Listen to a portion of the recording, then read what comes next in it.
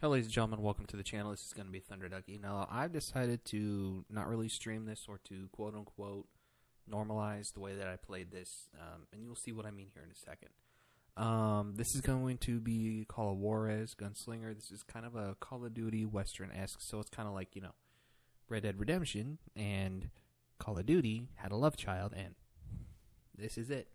And it's on sale as of the recording of this for like $3. So I was like, you know what, I'm not out anything if it's a piece of shit, and it's alright. So, the only thing that I don't like is I don't like the arcadiness of it to where you shoot someone, the number pops up of how much damage you did, or, you know, nice shot or headshot or stuff like that. I'm not a big fan of games that do that. It's part of the reason why I don't play Destiny all that much. Except for like the big story things that come out, I play those with my brother. Like, you know, Witch Queen. What was this last one? Lightfall. The only game I really enjoyed that had the health bars above their heads, which I mentioned in a previous stream, which I'm actually recording this right after doing that stream, was The Division. And that's simply because the gunplay was fun, the cover mechanics were okay, because I'm a big Gears of War fan, and being able to find all those weapons, attachments, and all that shit, and the settings were okay. I'm still wanting a Montana, Louisiana, Alaska type thing. I mean, I'm not getting Alaska because there's not a lot of people out there, but, you know, kind of would make a really bad Division game. But, you know, something a little different. But anyway, this is going to be Call of Juarez Gunslinger. Ladies and gentlemen, make sure you like, you comment, subscribe, turn on that bell notification so you know where I put up a video, live stream, or put up a short. And I'll see you guys in the next one. Au jour, and enjoy the game.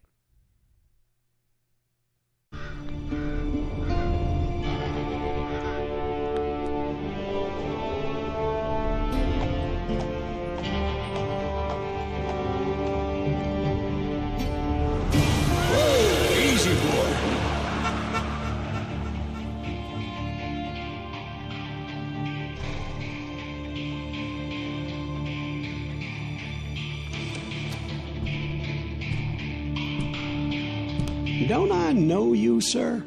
Don't believe so. I haven't been here in many years. Name's Silas Greaves. Silas Greaves?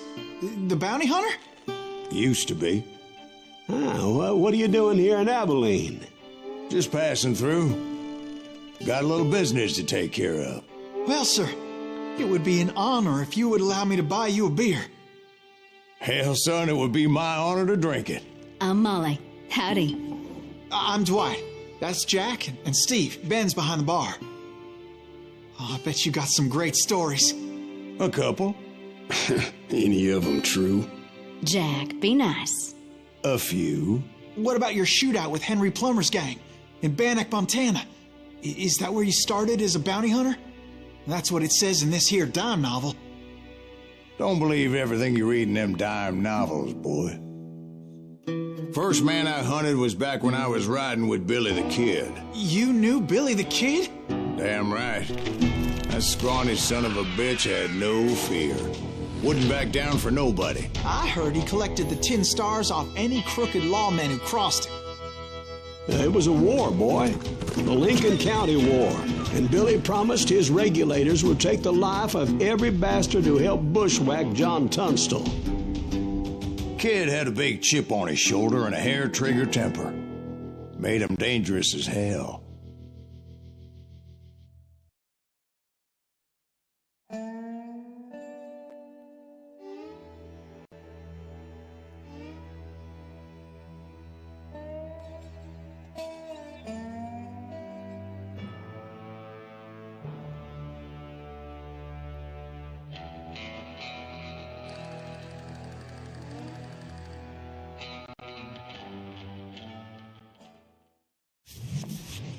It was about 30 years ago. Billy was hiding out in an abandoned farm near Stinking Springs. I threw in with the kid because the man I had sworn vengeance on was riding with Billy's enemies. But before I tell you why I want that sumbitch dead, let me tell you what happened that day. I was heading back to the hideout when suddenly I had this funny feeling. Funny, ha-ha? No, Steve. The other kind of funny.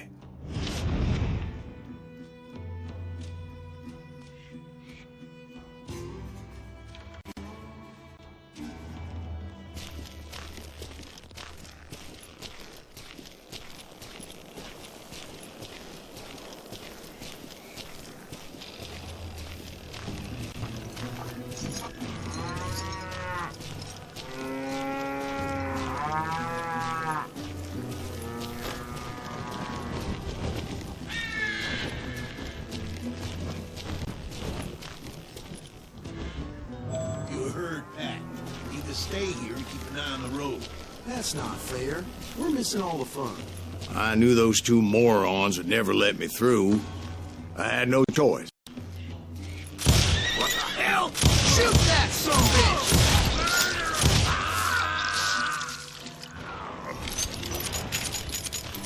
Was it Pat Garrett's posse? Oh, yeah. I heard the shots and I knew I had to move fast. They're coming from the rear! Garrett and his army of deputies had surrounded the entire homestead. I decided to help Billy and the boys out. So that's just what I did. Hey, we have one behind us! Stay on it! Cover fire! As the governor of New Mexico was paying for the kids' apprehension, Garrett was able to hire every gun hand in Lincoln County.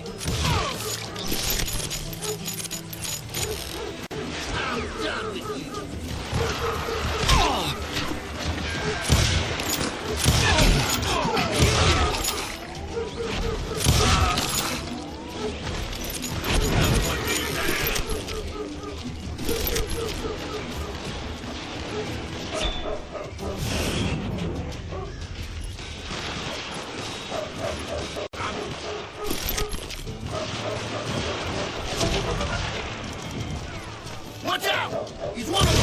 God damn it, he's right behind us!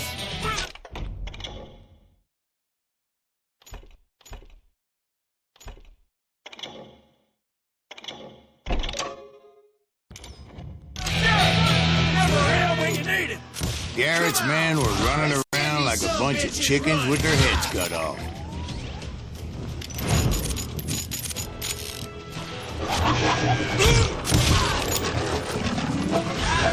Still, one of them reached the water tower. Not a bad idea. It would be a turkey shoot from up there.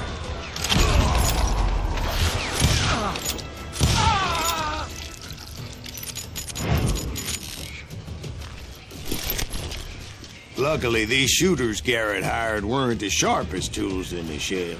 A lot of them were saddle tramps or sod busters or drunken drifters looking to make a few bucks.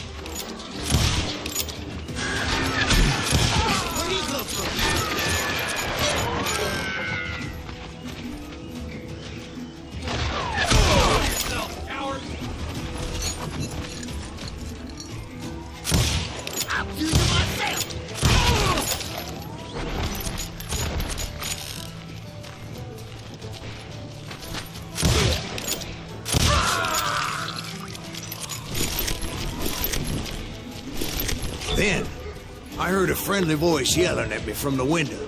"Back door! We'll cover you!" Start aiming, you idiots!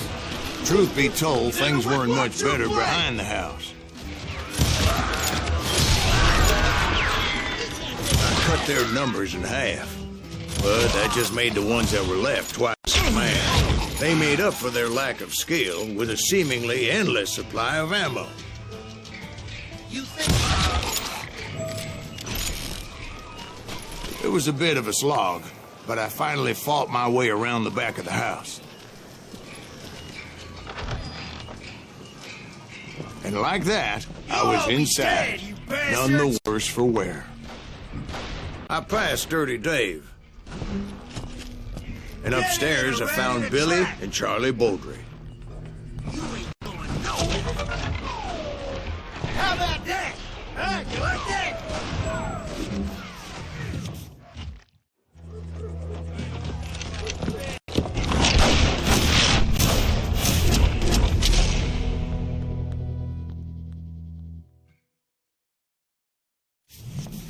Billy looked at me and said, "About time, amigo. Grab a gun and get to the window." Wait, so you were friends with Billy the Kid? Yeah, sort of. Anyway, we were surrounded by dozens of deputized shooters who wanted to do us harm.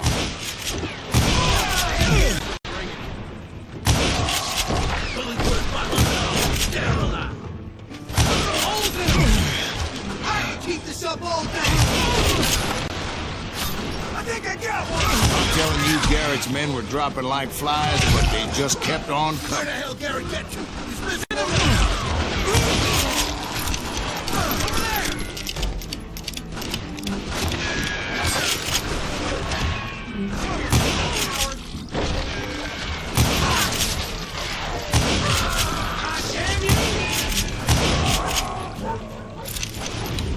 That's when Charlie got hit.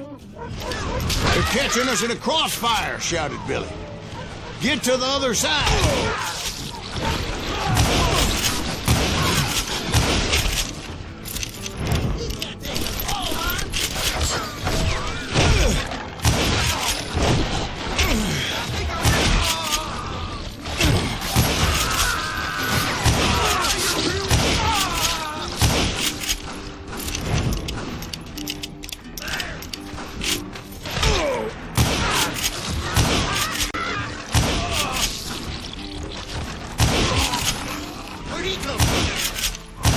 I don't know how many of those cocksuckers I personally put down, but it was pretty clear, even to Billy, that maybe discretion was the better part of valor. What's that mean?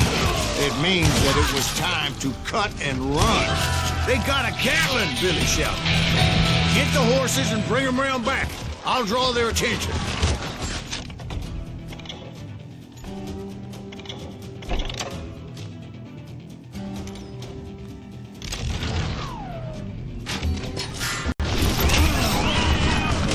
He directed that order at me, and I thought, why the hell do I have to do it?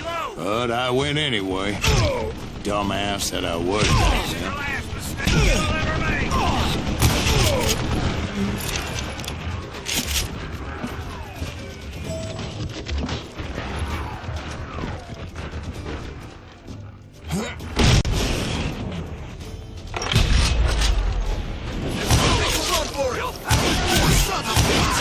Many would have fled in my place.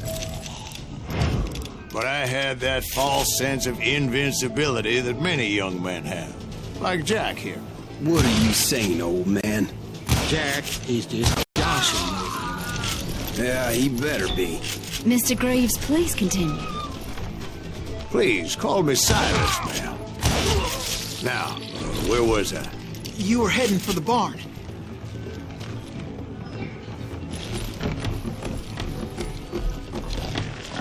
I'm gonna cut you, boy. Oh!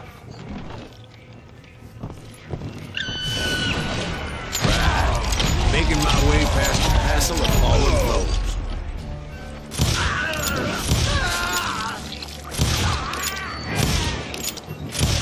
I'm ending.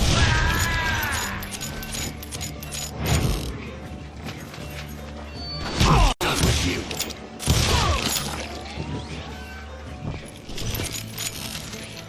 Sounds like Garrett hired a whole regiment of hired guns. Yeah, and just when I thought I was done with them, more of these hapless bastards would pop up. Finally, I had the stables within my reach.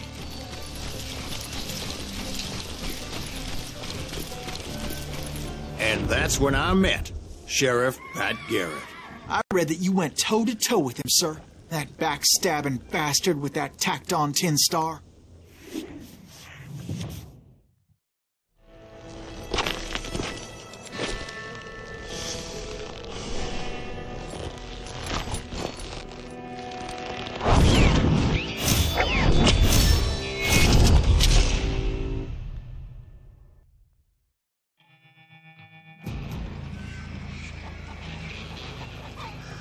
You challenged him to a showdown. You read that in a dime novel? It said he showed no fear as he took your measure with eyes like a rattlesnake.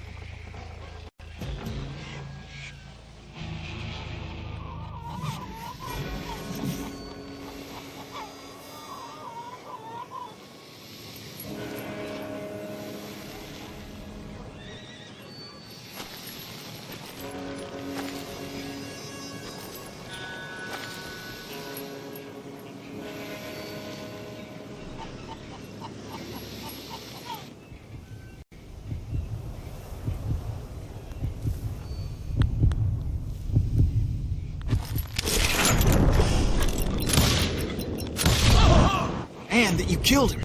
In a fair fight. Is that what that Penny Dreadful said? No, boy. That ain't what I meant when I said I met Pat Garrett. So let me start again. I finally reached those damn stables.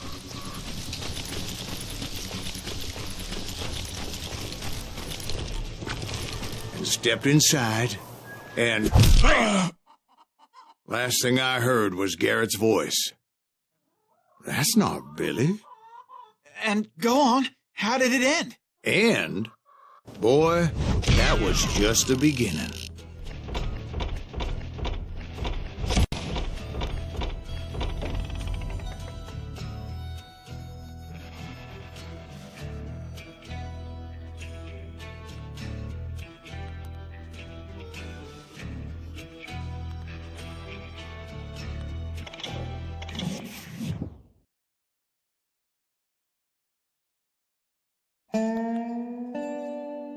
So what happened? Did Garrett arrest you?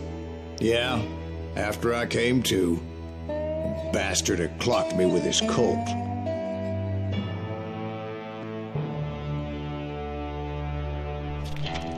And the kid surrendered? When he realized there was no getting out of there alive. So they locked you up in Lincoln?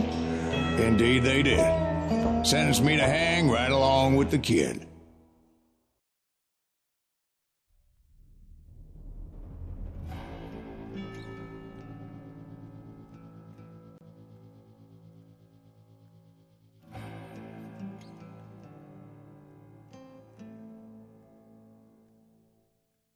It's important to know that I was only riding with Billy so I could find the bastard I was after.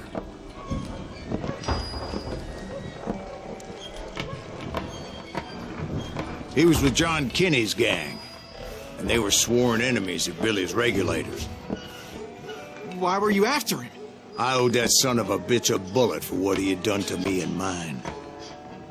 Instead, all I got for myself was a goddamn death sentence. Luckily, it was right around then that I heard Billy make his move. He shot Jim Bell and a few other guards as he made his getaway. Later, they wrote that some lady friend planted a pistol for him in the privy. What the papers didn't say is that Billy helped me escape, too.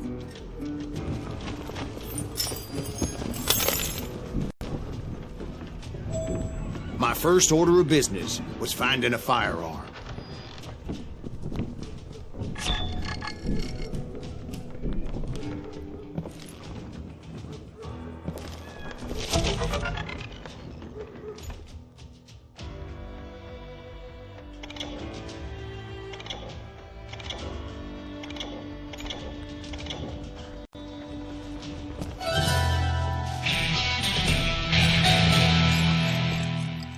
Luckily, I located Deputy Bob Ollinger's mean-ass shotgun.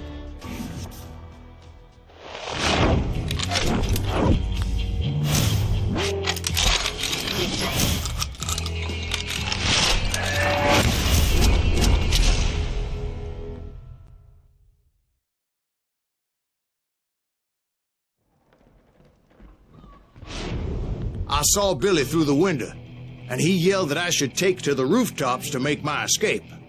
So I did. Anybody see Billy? Hell yeah.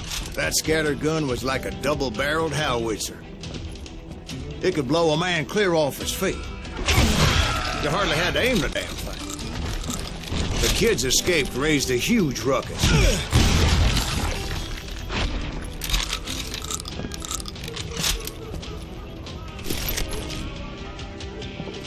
Guards were everywhere looking for him. Can't let the kid get away. Anybody see him? I had to jump from roof to roof like a damn alley cat. I followed the planks where I could, but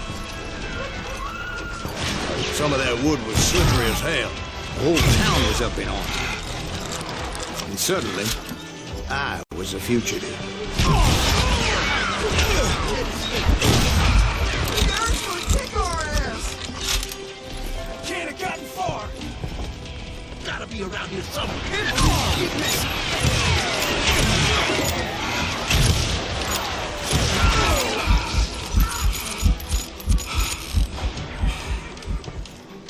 Dead man!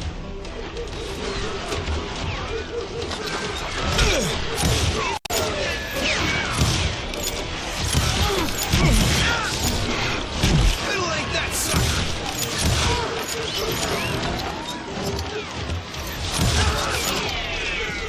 Sorry, son.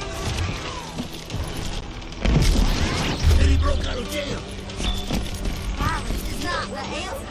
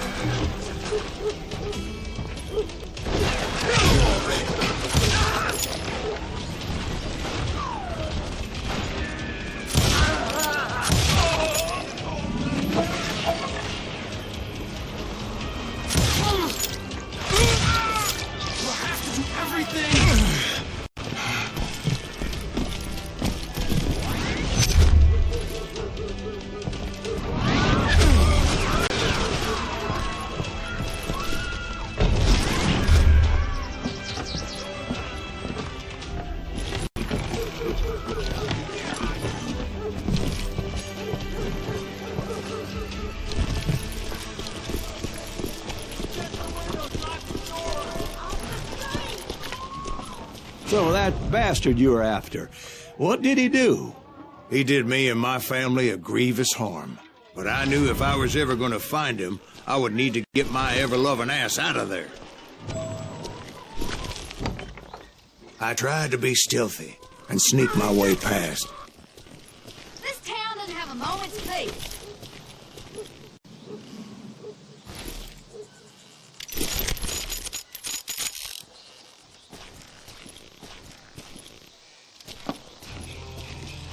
You! But hell, if they weren't all waiting for me. Apparently, some of them thought I was Billy. You fools are going to hell.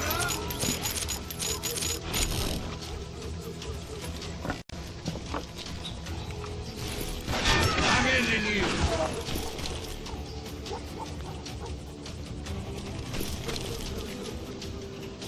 I've got this. He's in town somewhere. See, me and the kid shared a certain similarity in build and coloring. I was just glad I had Deputy Bob's mean-ass shotgun. Give it up!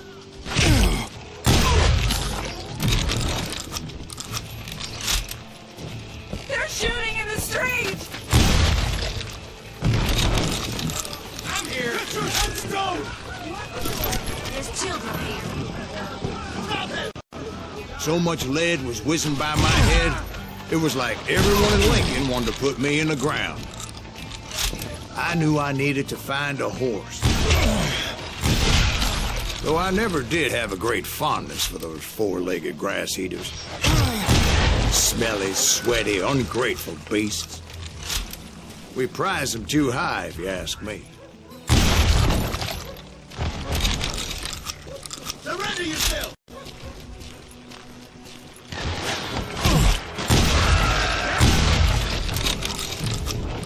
You're threatening the lives of innocent people.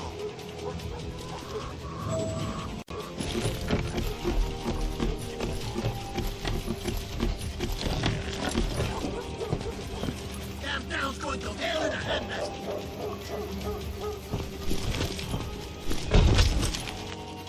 But where was the kid while you were busy getting shot at? Gone. And that's when it occurred to me why Billy set me free.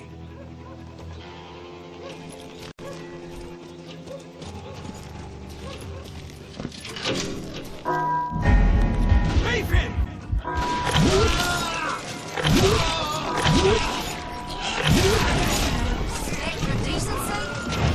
so I could be a hapless decoy and draw attention while he snuck out of town.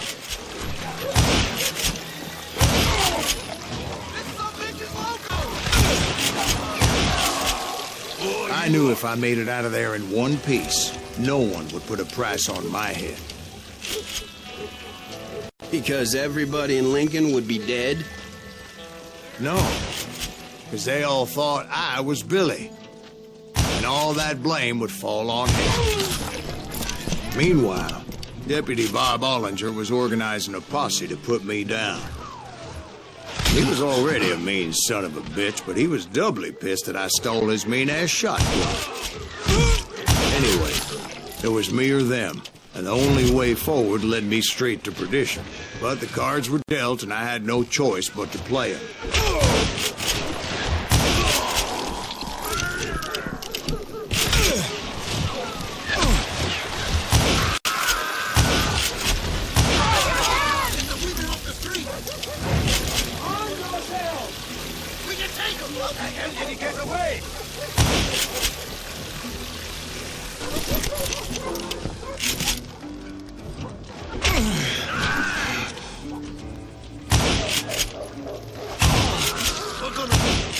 When Pat gets back.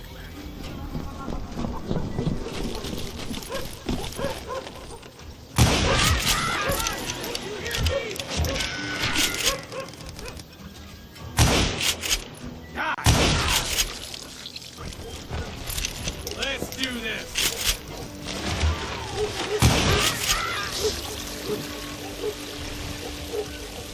Hello.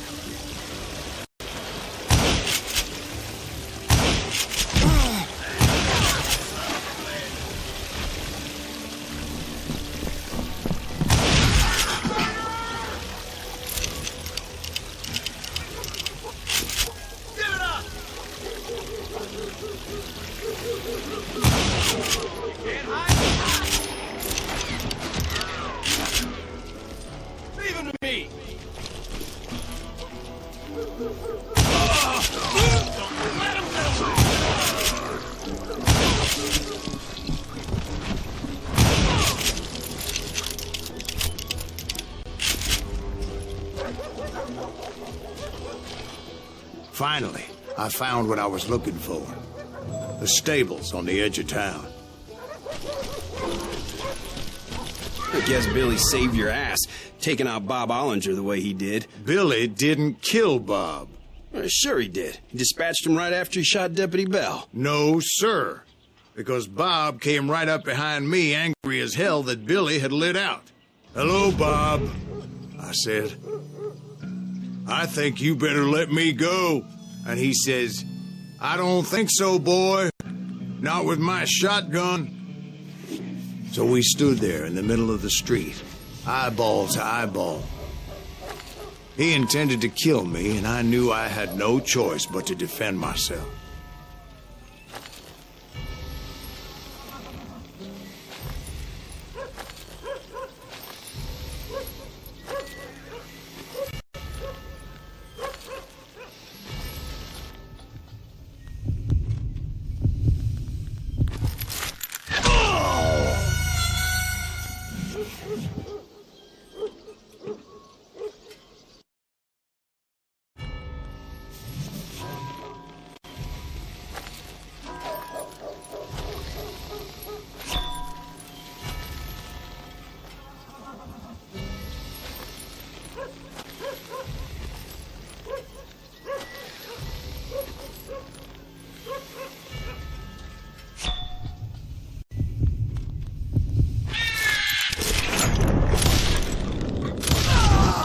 Some say I fought unfairly, but they weren't the ones looking him in the eye that day.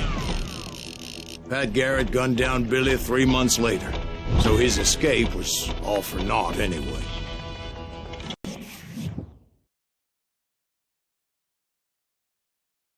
So where'd you go after Lincoln? Mexico. Until I realized nobody was looking for me. I ended up taking a job at the Rurales. The Mexican Rurales? I was hired to help them track down the cowboys. The most vicious outlaw gang in Cochise County? Curly Bill Brocious? Johnny Ringo? Led by old man Clanton himself. They must have paid you a pretty penny to take them hombres on. Not really. But truth be told, I had my own reasons for going after those boys.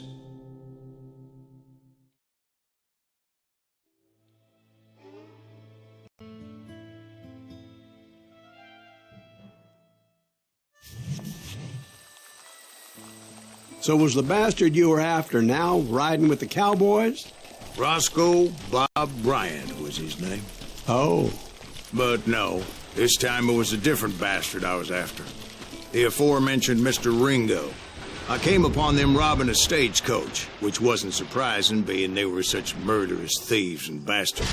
The bandits wore red scarves, so I knew they worked for the old man.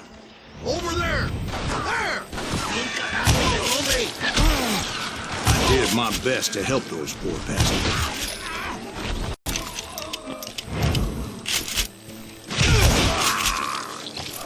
Moments later, the attackers were dead, and I checked the stagecoach to see how many passengers were still breathing. None. It was then I wondered if the rocks weren't hiding more bandits. Was that all of them? Or did I just hit the rear guard? I quickly got my answer. They attacked from on high like Apaches often do.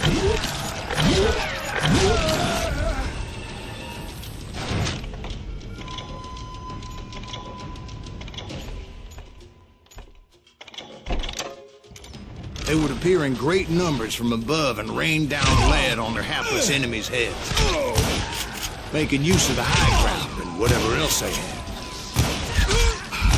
Yep, the Apaches always appeared out of nowhere, and there never seemed to be an end to them. Hold on. Were you attacked by Apaches? What happened to the cowboys? Did I say they were Apaches? I said Clanton's cowboys attacked me Apache style. I was in a pitched battle, but I was holding my own against an overwhelming enemy force.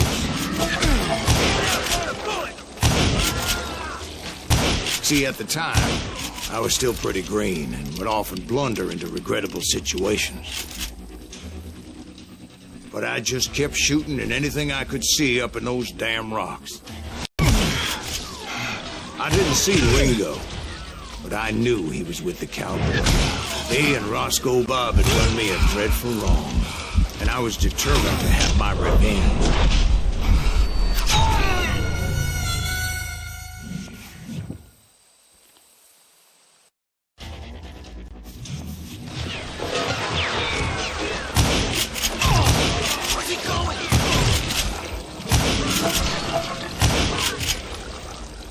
See, at the time, I was still pretty green and would often blunder into regrettable situations. But I just kept shooting at anything I could see up in those damn rocks. I didn't see Ringo, but I knew he was with the cowboys. He and Roscoe Bob had done me a dreadful wrong, and I was determined to have my revenge. But to get to Ringo, I knew I'd have to fight my way past these other assholes first. Unfortunately, I was running out of ammo. Another perfect example of my relative inexperience as a hunter of men. I immediately knew that a tactical retreat was called for, as my vengeful fury was much less impressive without the bullets to back it up.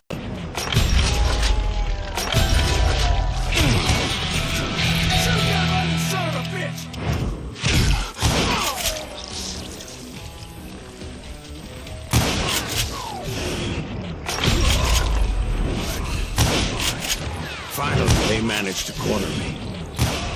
Trapped as I was, the odds of my survival seemed pretty slim.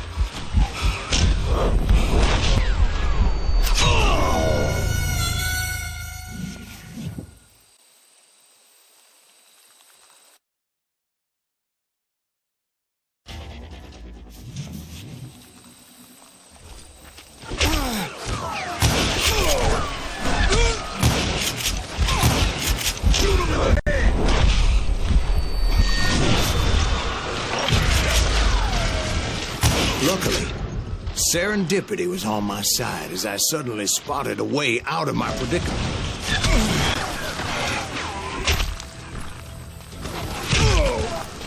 Hard to hit a moving target. I ran ahead as if the devil himself was after me. Bullets were whizzing by my ears, but I wasn't about to roll over and die. Where's he? I just kept running like there was no tomorrow. Because there wouldn't be if Clanton and his men caught up with me. As I was scurrying around those caves, I thought, what was I thinking? Going up against a gang like this.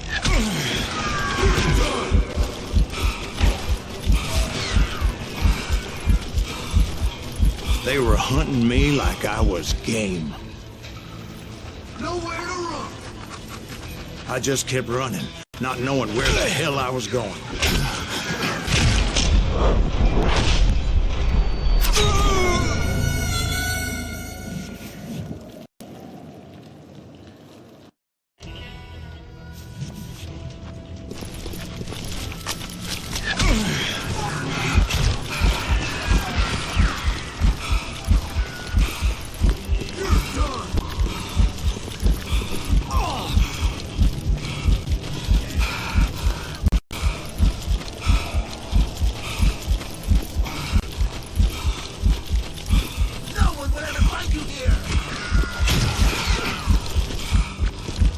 That's when something miraculous happened.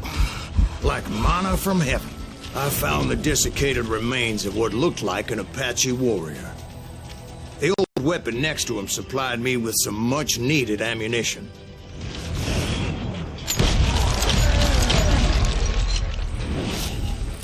Bat Masterson once told me it was more important to be lucky than good, and he would know.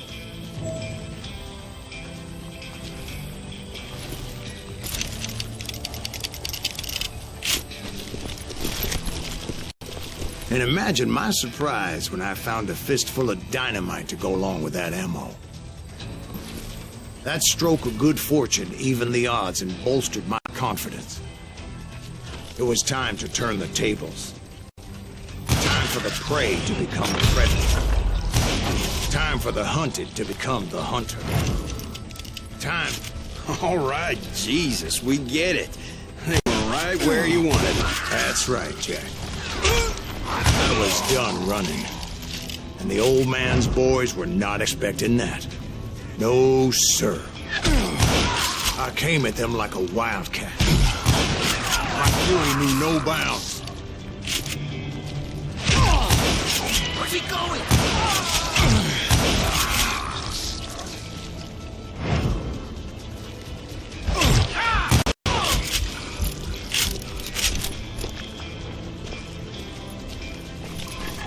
It was finally time for that old man to pay for his sins.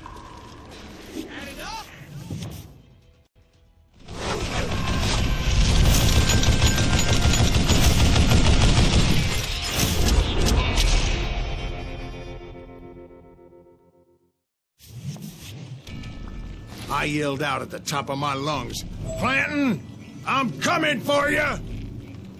A little stealth might have made more sense, to be perfectly honest.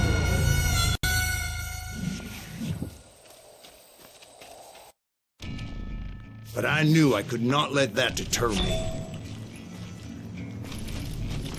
Not if I was to find and kill Ringo. I needed to get that old man off that gun.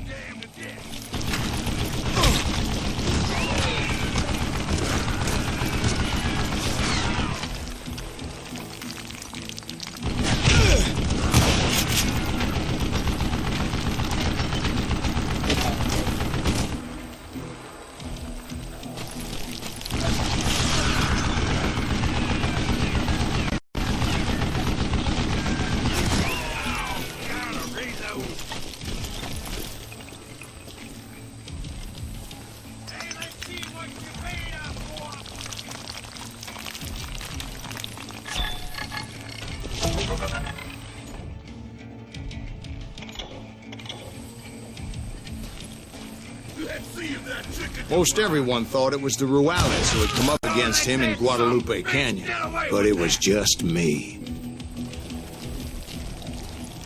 Stop your hiding from me! I don't know how you live this long.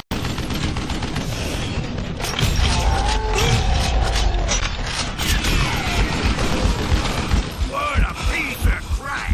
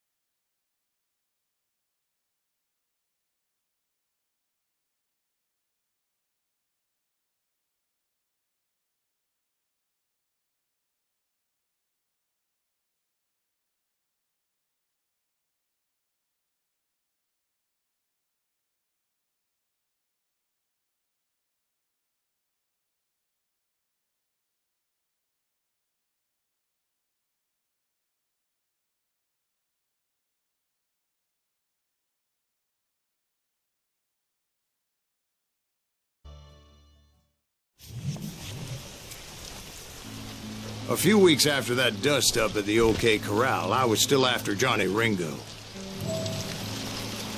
I had tracked him and the cowboys to their hideout at a sawmill, and they were loaded for bear.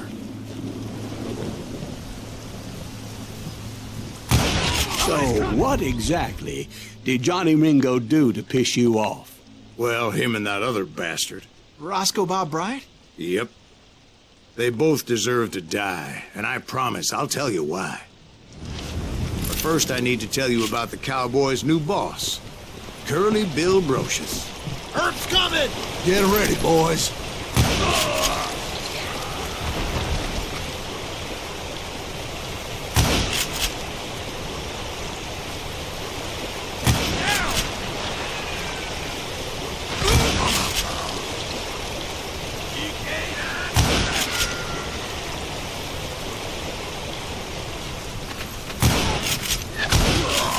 Curly Bill took charge of the cowboys upon the old man's demise.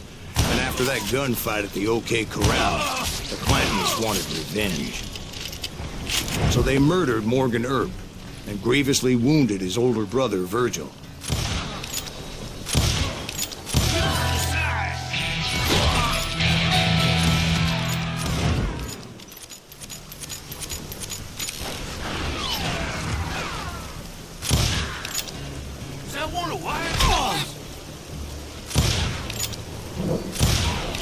Wyatt and Doc went on what became known as the Vendetta Ride, hunting those outlaws down.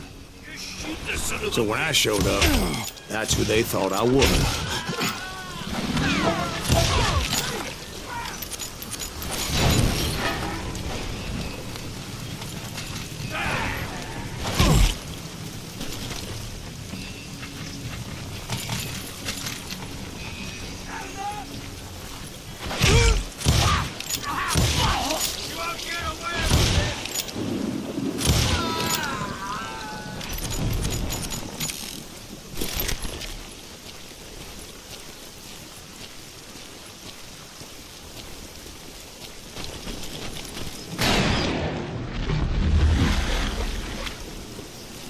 There were killers around every corner, all wearing red bandanas.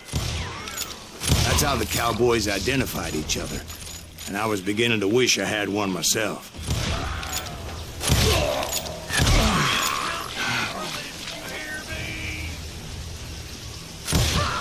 But I wasn't about to let Ringo walk away unscathed, and that's what drove me forward.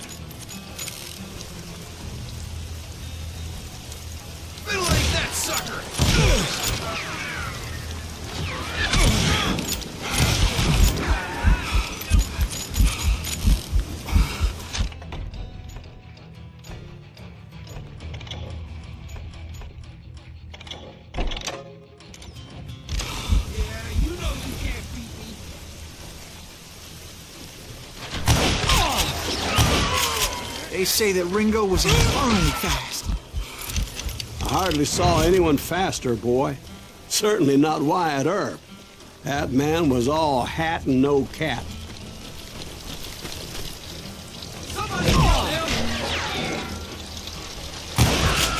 Earp wasn't much of a match for him, but Doc Holliday might have taken him. That lunger should have kept his nose out of it. They never charged anyone for the murder of Morgan Earp. But everybody knew that Curly shot him in the back. That was common knowledge. Yeah, maybe so. But Ringo had nothing to do with it. He was just being loyal to a friend. Is that what you call it? Being loyal? Well, to get to that loyal friend, I had to pass by some buzzsaws as big as a man.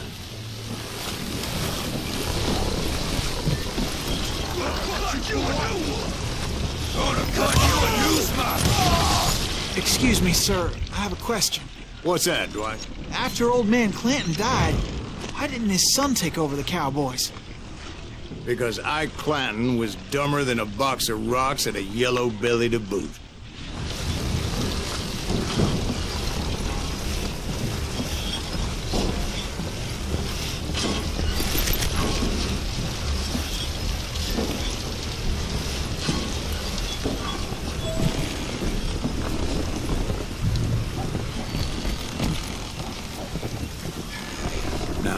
Where was I? Taking down the entire cowboy gang single-handed. Indeed I was, Jack.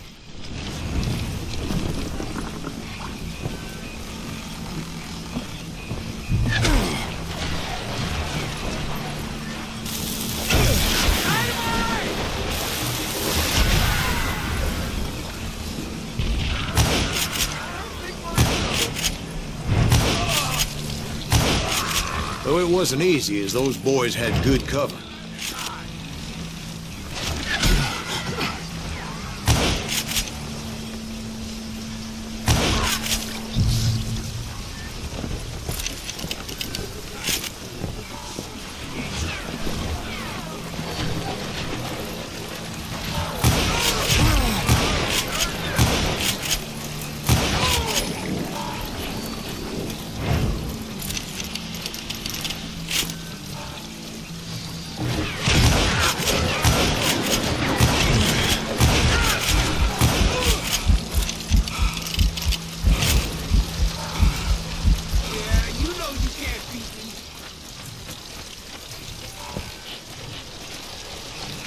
Kill him already!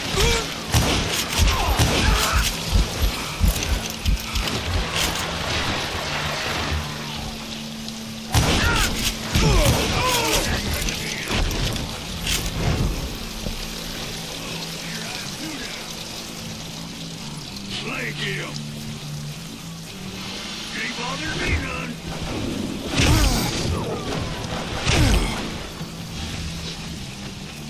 There he is. Look out!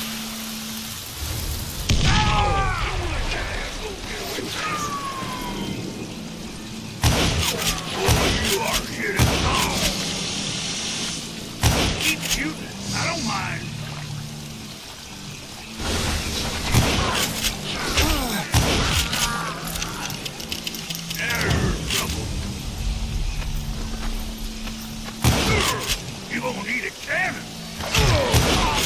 There were carts everywhere, piles of lumber, and God knows what else for people to hide behind. That really was one hell of a sawmill. Quite an impressive operation.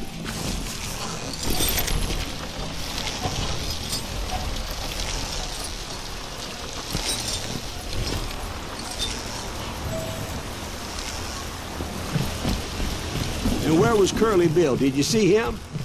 I'm about to get to that, Ben. Patience. I'm painting a picture here. There was this beautiful waterfall and a crystal clear stream that led to a verdant valley that was truly... Consider your picture painted. What happened next? Well, finally the bastards that were still alive made a last stand.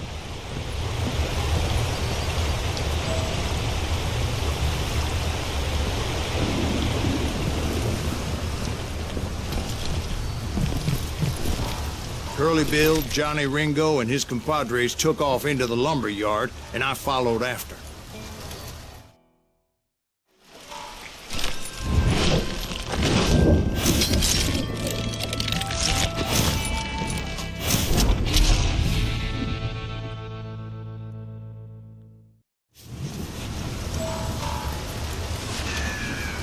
Are you saying they ran? Cowardice was not in Ringo nor Curly Bill's nature. No, sir. I never said they were running scared. They just wanted me out in the open.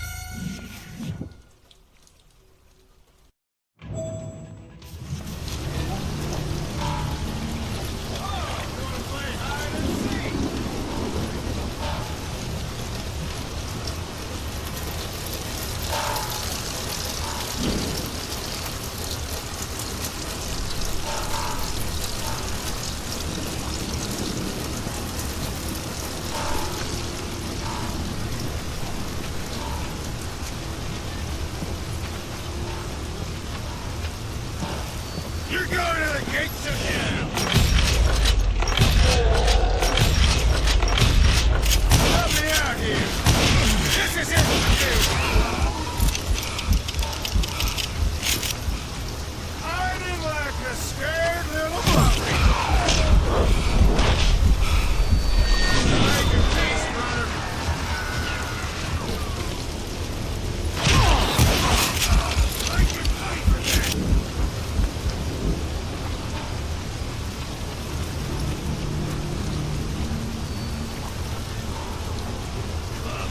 Come out wherever you are!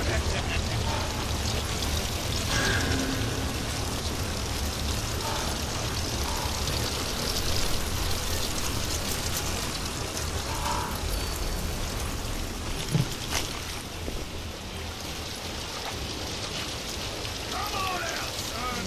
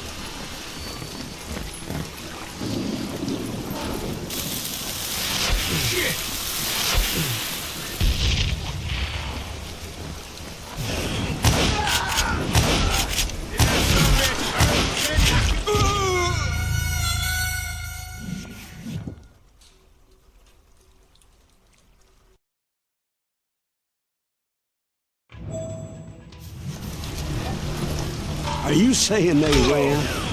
Cowardice was not in Ringo nor Curly Bill's nature. No, sir. I never said they were running scared. They just wanted me out in the open. Time to dance with the devil! You're working for Wyatt Irby right here, Steve. Did that sumbitch Earth send you to kill me? You're going to the gates of hell!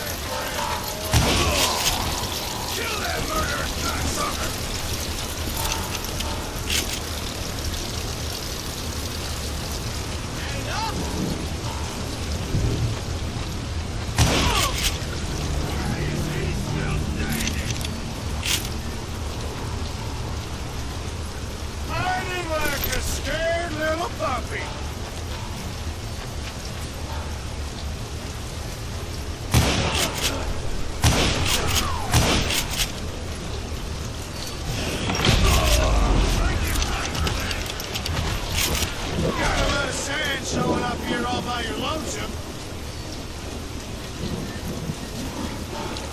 Oh, wanna play hide and seek?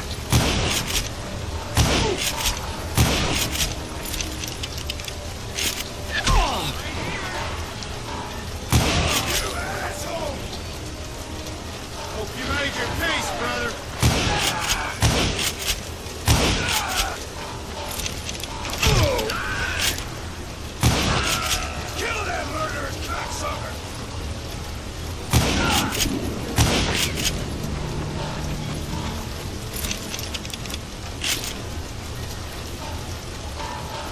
You're going to the gates of hell!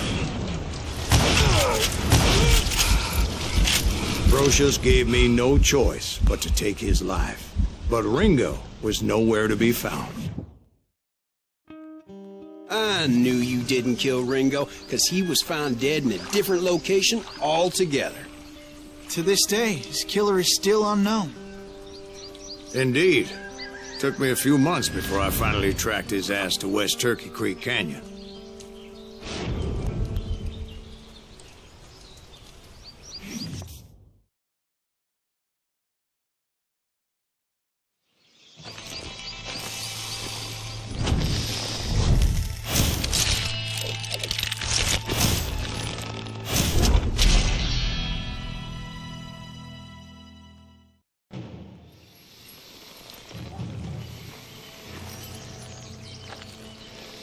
That's incredible, sir.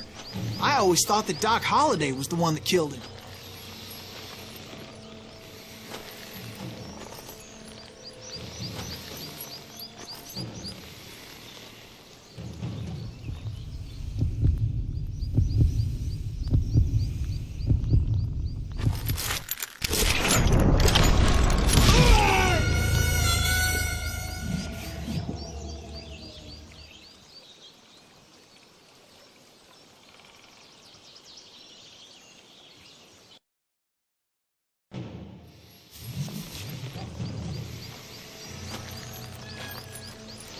That's incredible, sir. I always thought that Doc Holliday was the one that killed him.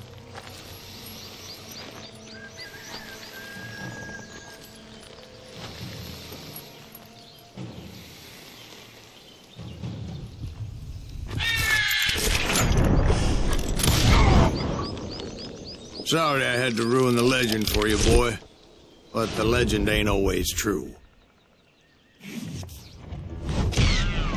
Doc Holliday had nothing to do with the death of Johnny Ringo.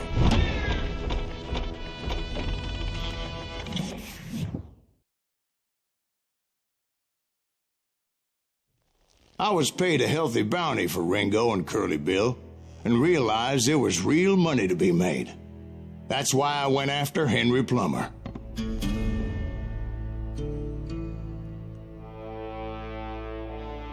Now, wasn't he the sheriff who augmented his income by shaking down miners and robbing gold shipments? That's the one. Oh, yeah, I remember him. He ran that gang of thieving outlaws called the Innocents. So it's true that you went toe-to-toe with him? Indeed I did, son. Indeed I did.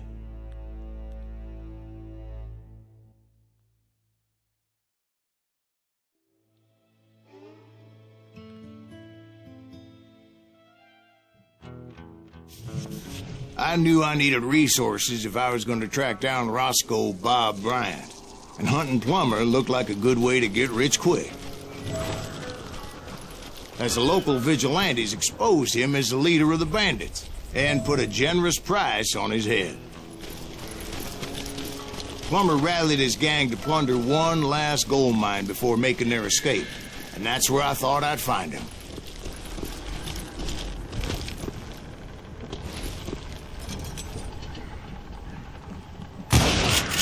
As my late father pointed out to me more than once, God made men, but Samuel Colt made them equal.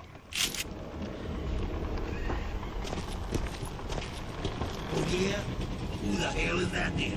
Don't let him get Oh!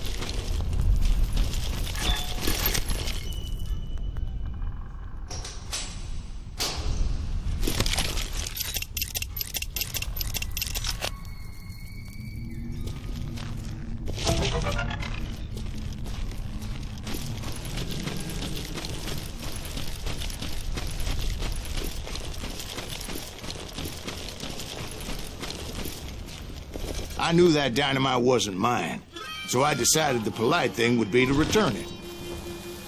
It was the biggest gold rush since Sutter's Mill in '48. Unfortunately, prospectors weren't the only ones drawn to those riches.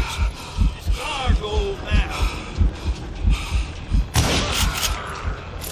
There were thieves and killers, robbing travelers and hijacking gold ships.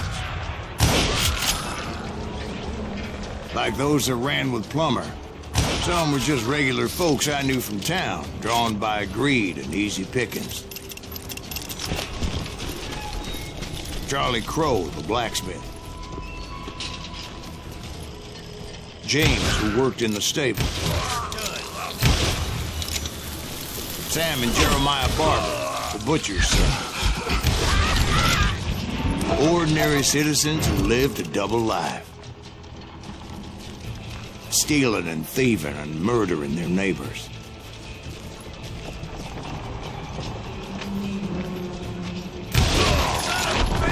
Of course, the rest were veterans of the Civil War. Stone-cold killers trained on the bloody fields of Shiloh and Antietam. Dangerous, desperate individuals. Plummer had a lot of men on his payroll. A hell of a lot.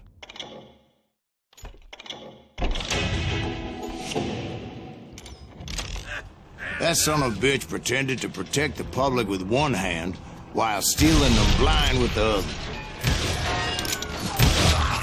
He set up a defensive perimeter which I had no idea how to breach.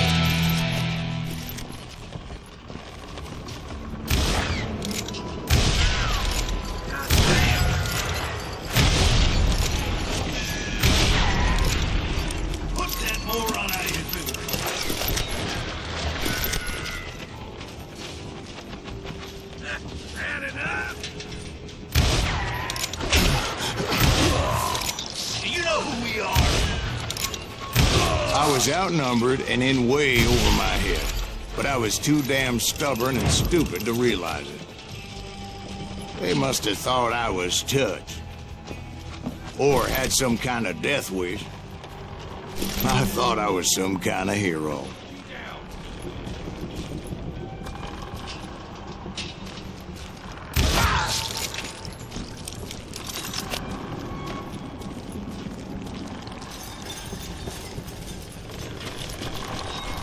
I finally made it past and headed on to meet my destiny. But first, I had something I needed to figure out. I had a few ideas on how to get into that mine, but once I made my decision, I knew there was no turning back. So my first thought was to enter the nearest mine portal. I saw an entrance. Made sense.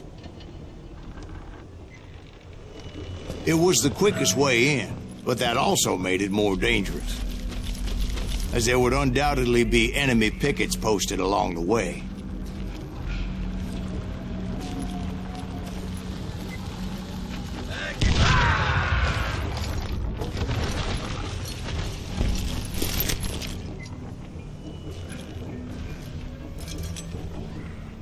You can't hide forever.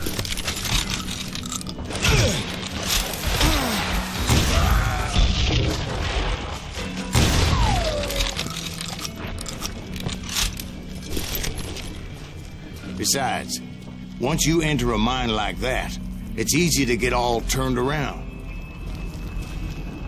And that confusing maze of corridors wouldn't even be the worst of it. Some of those shafts could be as deep as hell.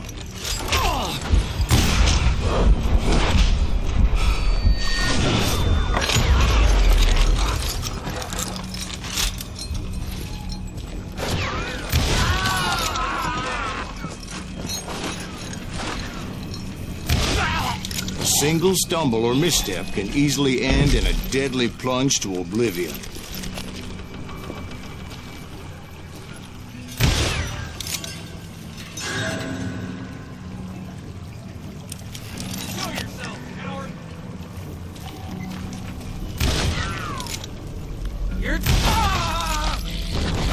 Quick reflexes often make up for a lack of common sense. Luckily, I was never one to be easily bushwhacked.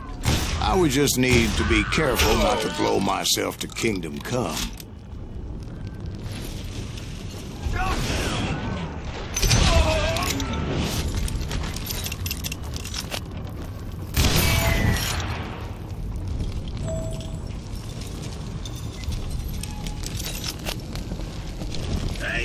With all that gunpowder and dynamite everywhere, a body has to know what he's shooting at. Time to blow your shit up.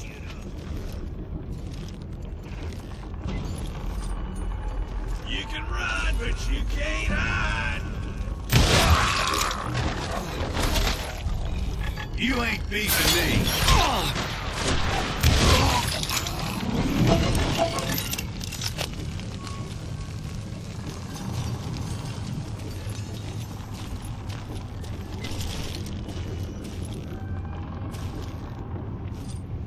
One wrong bullet could have turned that mine into a dad-blasted tube.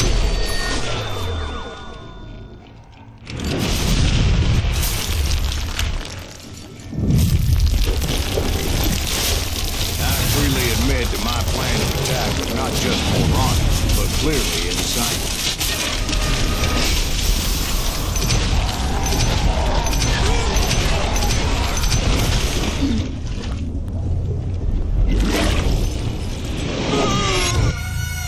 It's a good thing that I abandoned that ridiculous plan before I even tried it. Instead, I spotted a ladder, a way into the mine from the opposite side.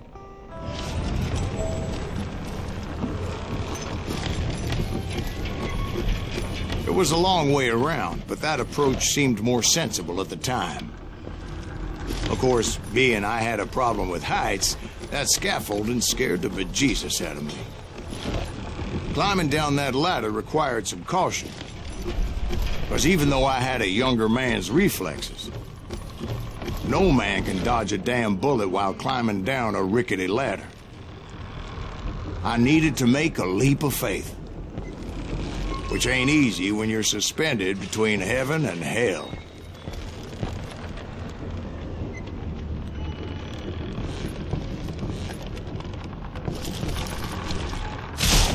I was determined not to give up, however. That Sheriff Plummer seemed quite the despicable character. When the vigilantes discovered what the sheriff was up to, people were outraged. That 10,000 they put on his head would go a long way to helping me find old Bob. It made it my mission to settle that score come hell or high water.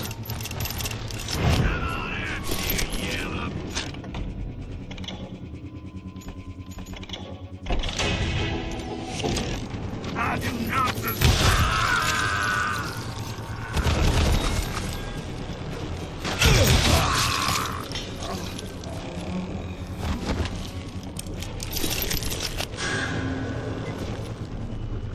But first, I would have to make a choice.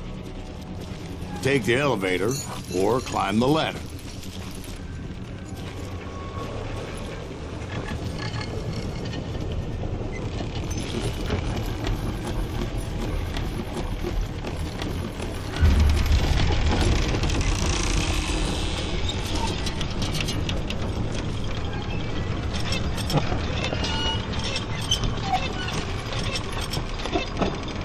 I wanted to use the element of surprise.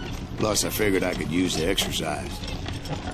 I was warmed up already, so what the hell?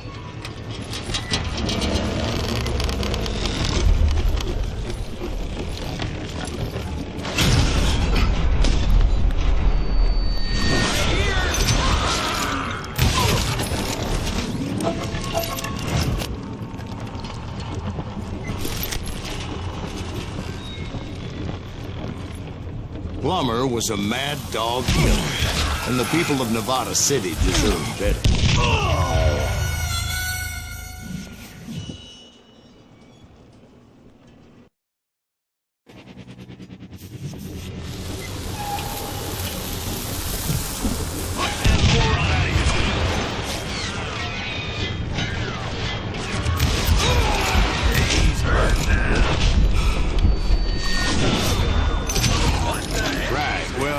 He was the sheriff of both places at one time or another, but that's neither here nor there.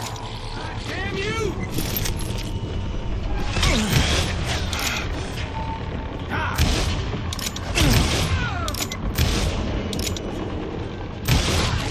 The point was, taking him down would save a lot of lives, including my own.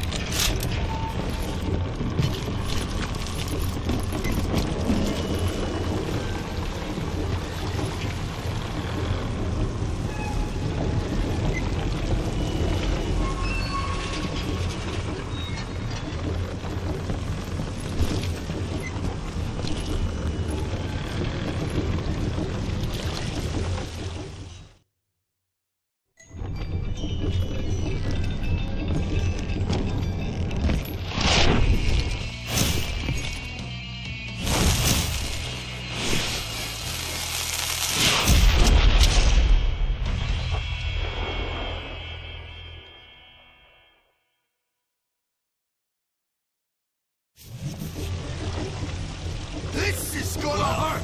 This day is just getting worse and worse for you, ain't it? Henry Plummer was clearly unhinged, and I could see right away that this was gonna take some doing. No blood money for you today!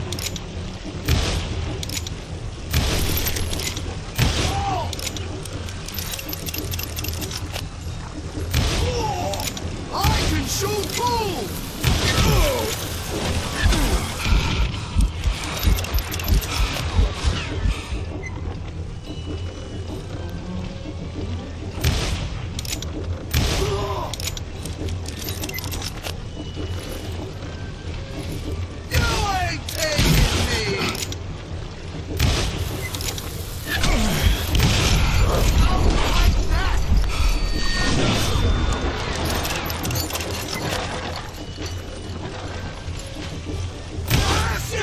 I need some help here! Come on, boys! Take this cocksucker out!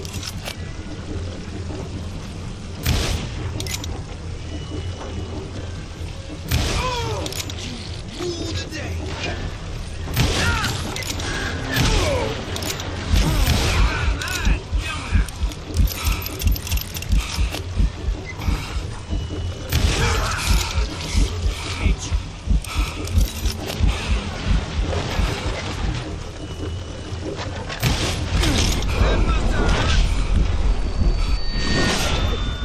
Cocksucker's fast!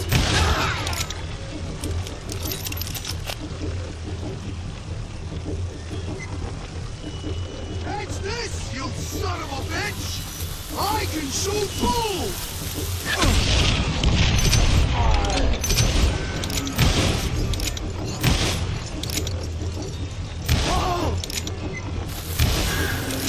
Time to blow your shit up! I'm not gonna give up and die! I'm gonna blow you into next week, boy! I will drop you down a mine shaft!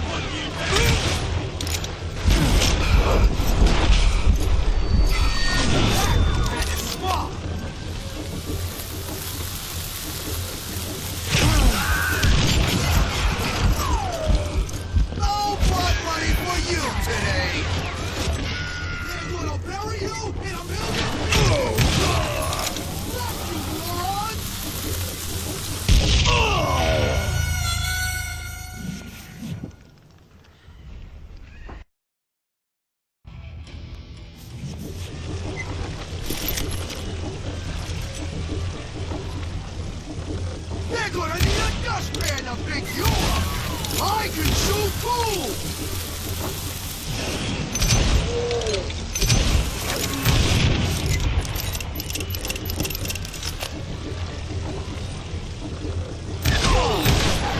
You can shoot, but can you aim?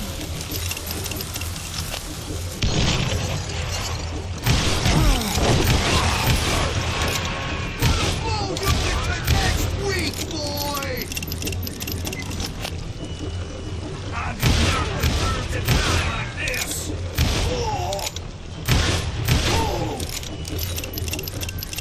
Oh. All evil on your ass!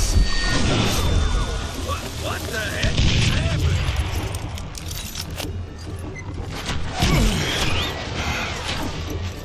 This is gonna hurt! You ain't taking me!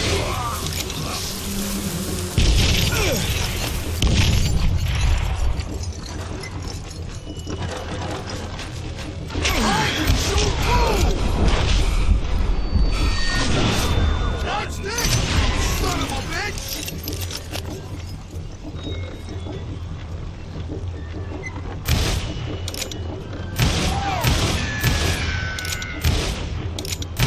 Put some holes in him! They're gonna need a dustpan to pick you up!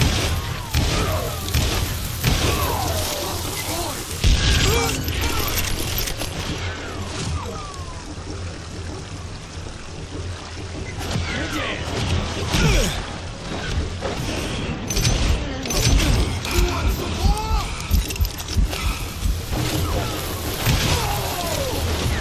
So that's how Henry Plummer died. Him and his crew were worth their weight in gold. And now, I was officially a bounty hunter.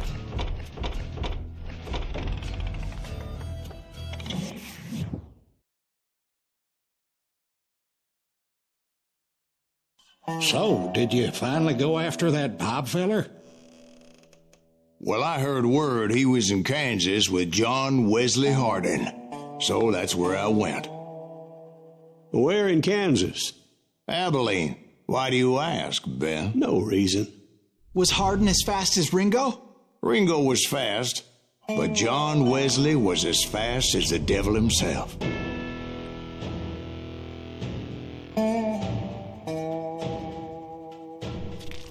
Hell, he killed his first man at 15. From that day forward, he had a price on his head and wouldn't back down for nobody, not even Wild Bill Hickok himself.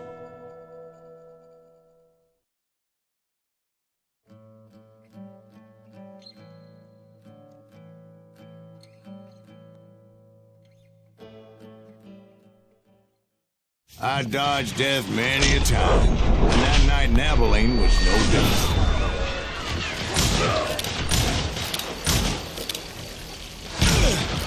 I was there with the intention of finding that bastard Bob and collecting the bounty on John Wesley.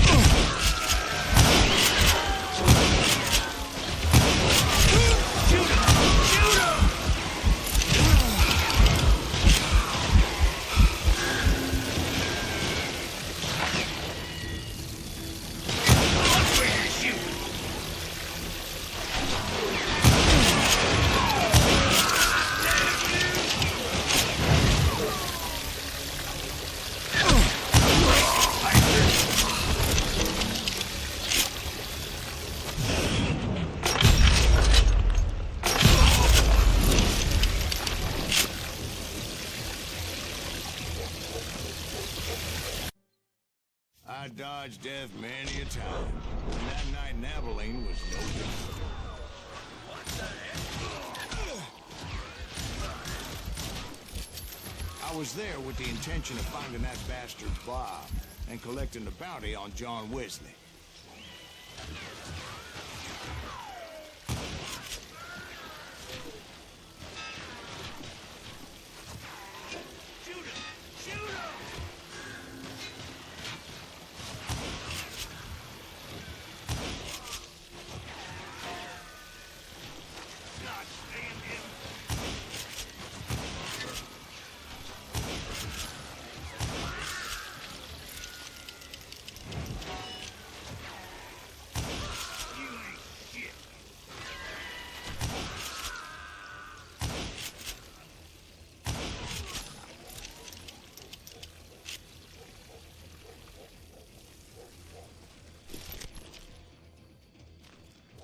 I thought the Texas Rangers got Hardin. Yeah, that's what they want you to believe. It was cold in a witch's tit and a brass bra that night as I fought my way past his loyal compadres to the very same saloon we're sitting in today. Look around and imagine this place painted in blood. Hardin was waiting for me, and...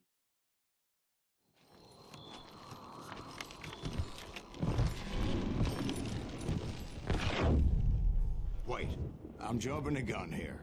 Let me back up and give you some background on this sumbitch. He deserves that much. Don't you think so, Ben? John Wesley Hardin was a killer. By the end, he confessed to taking the lives of 42 men. Fathers and husbands, brothers and sons, men with families who cared about them. He was a bona fide folk hero by then, and had amassed a gang of armed miscreants and other assorted thugs. He and his men set up camp outside of town, and I was hoping Bob was among them. Shit, it's cold out here. I'm freezing my giblets off. Ain't right, we gotta stay out here, keep it watch. They didn't ask why I was there. They knew. Most of them were wanted as well. I figured Hardin was here somewhere, but to get to him, I'd have to get past his gun hands. And that was easier said than done, as most of them were as foolish and full of bravado as I was.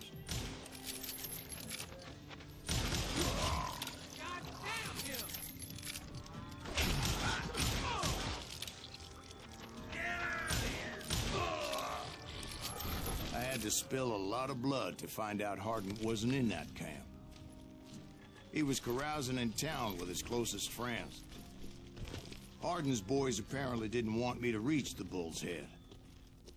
Some were hightailing it into town to inform their jefe of my unwelcomed presence.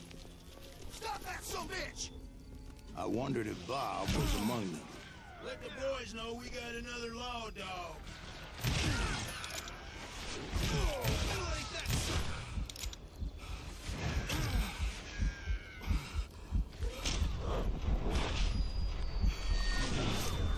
Cocksucker's fast.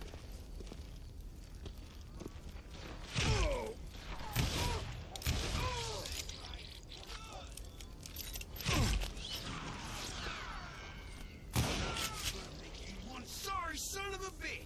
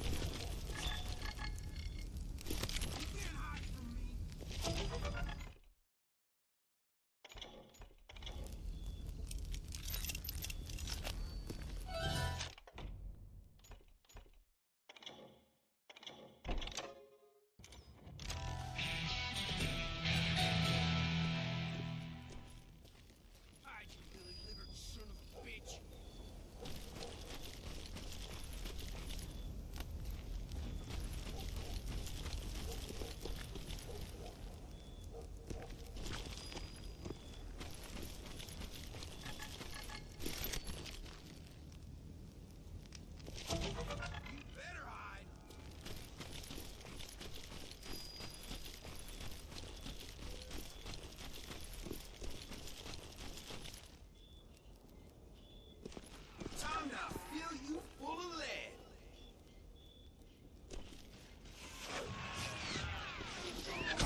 Just get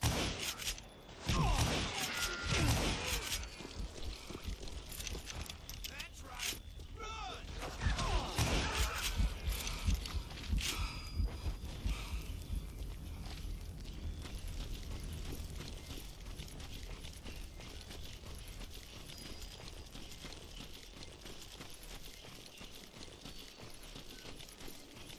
And I steeled myself for the fight ahead.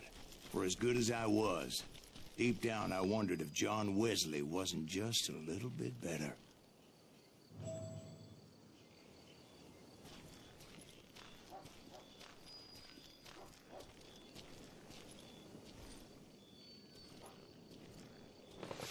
Before I could test my mettle against Hardin, however, I would first need to dispatch his cadre of hired killers.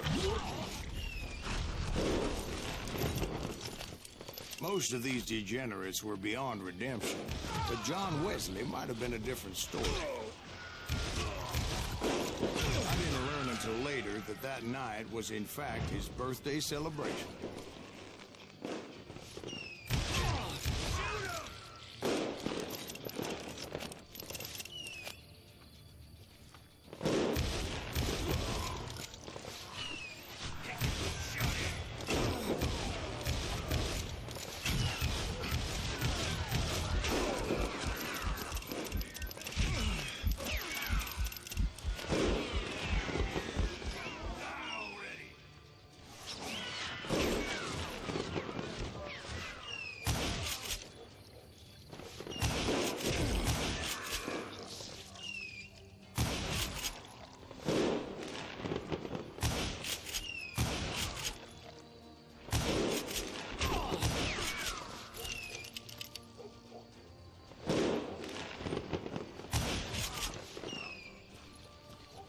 I think I already mentioned that I found Hardin in this very saloon.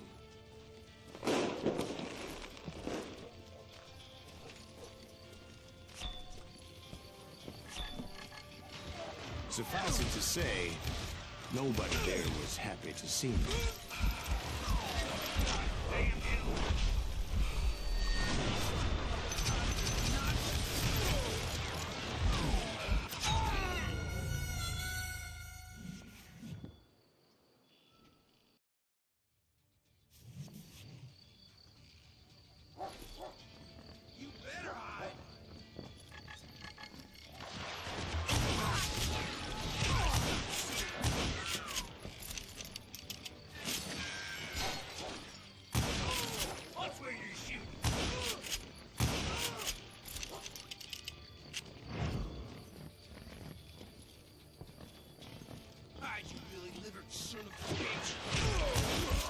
In fact, I felt a certain hostility.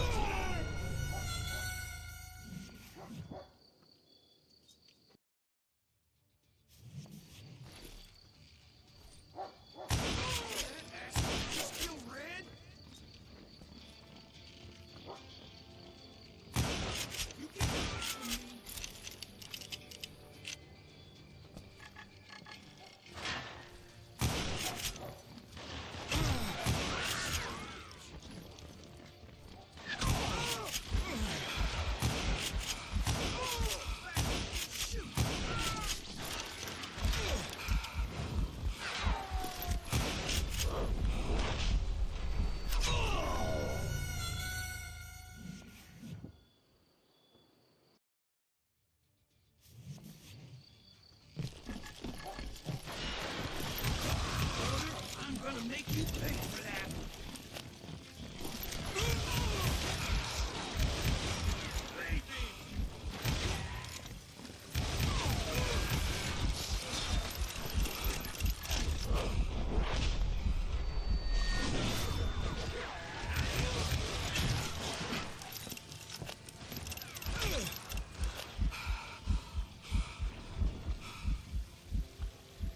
You can't hide from me.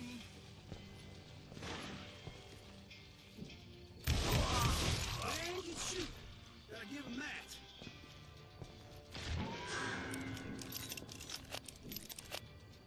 Show him how to die!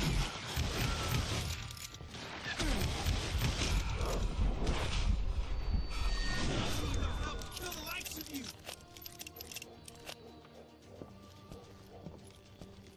Yeah, you know you can't beat me. You will rule the day! I was disappointed that neither Bob nor John Wesley were among the dead. But that was short-lived, as a moment later I was facing down the fastest gun in the West.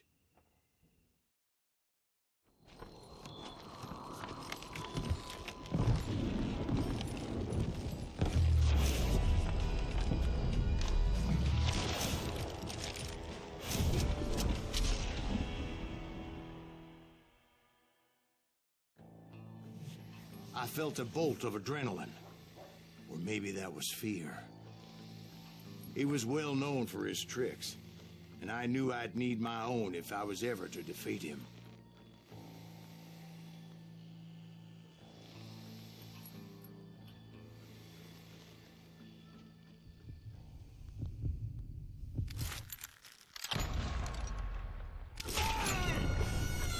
No, wait! He didn't hit me then. I'm sure of it.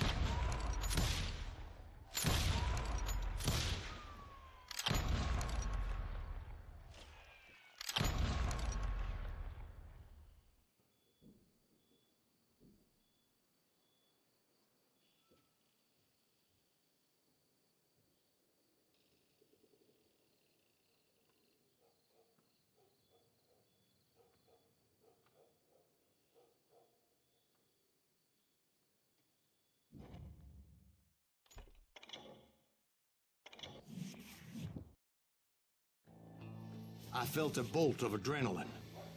Or maybe that was fear. He was well known for his tricks, and I knew I'd need my own if I was ever to defeat him.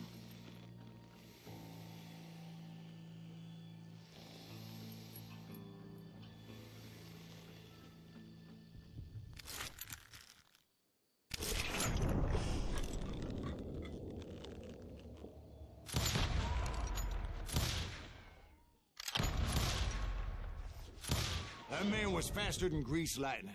But being inebriated as he was, he didn't count his shots. And now, he was at my mercy.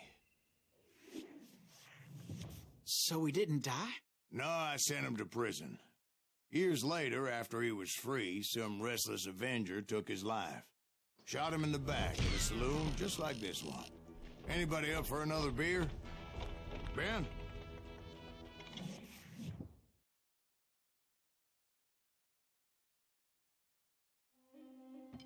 Thank you, darling. Yeah, some say revenge is a dish best served cold. So whatever happened to that Bob guy you were after?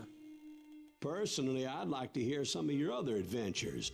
Like, I don't know, did you ever go toe-to-toe with a red man?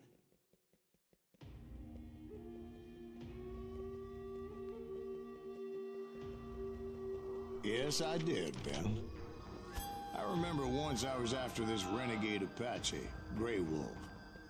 Strangely enough, revenge was also his primary motivation.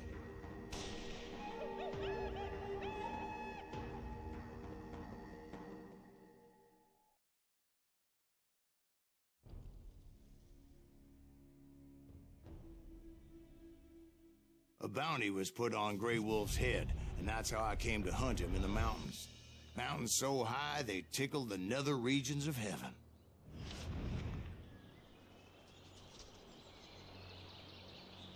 Grey Wolf was a Chiricahua Apache medicine man who had led a war party in revenge for a massacre against his people. The U.S. Army had attacked his tribe during his daughter's sacred sunrise ceremony, and the slaughter was unspeakable. I understood his anger, as there's nothing more traumatic than seeing those you love die in a cruel and painful death.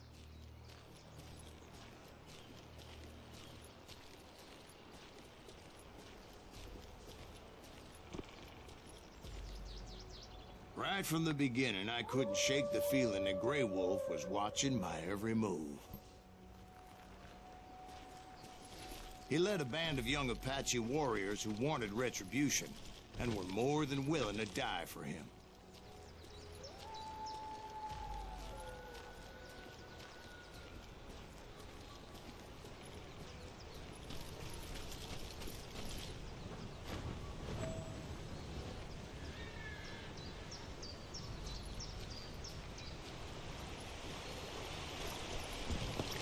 They saw me before I saw them.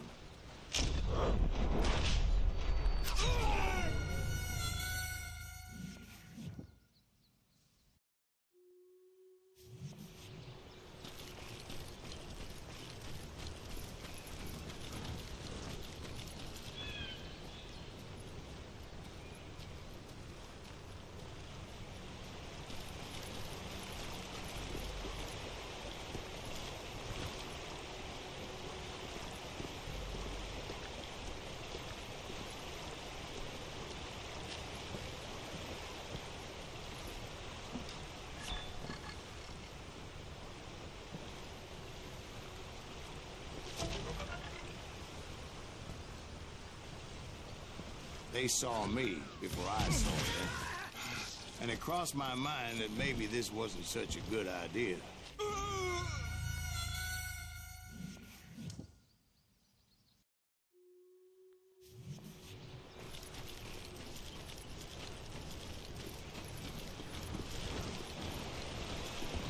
They saw me before I saw them.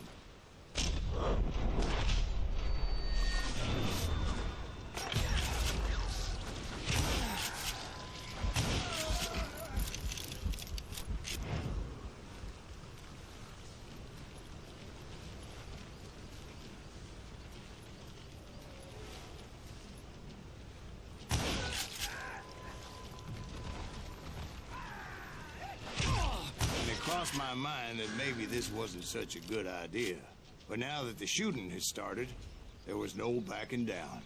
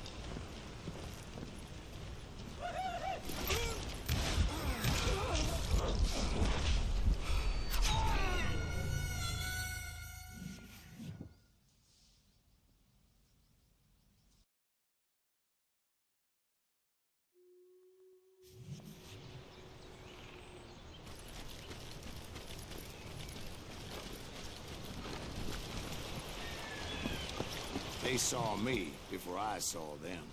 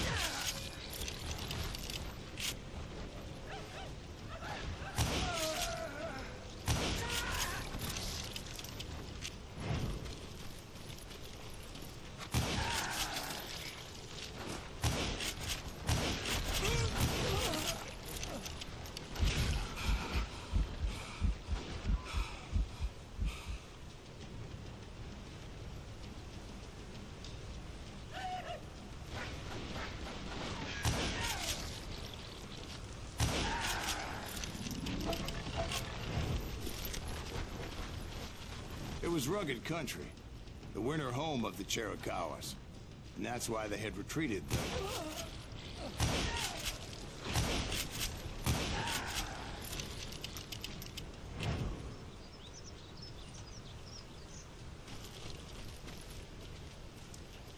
I admit to having some regrets about going after them the way I did. But then again, I got a lot of those.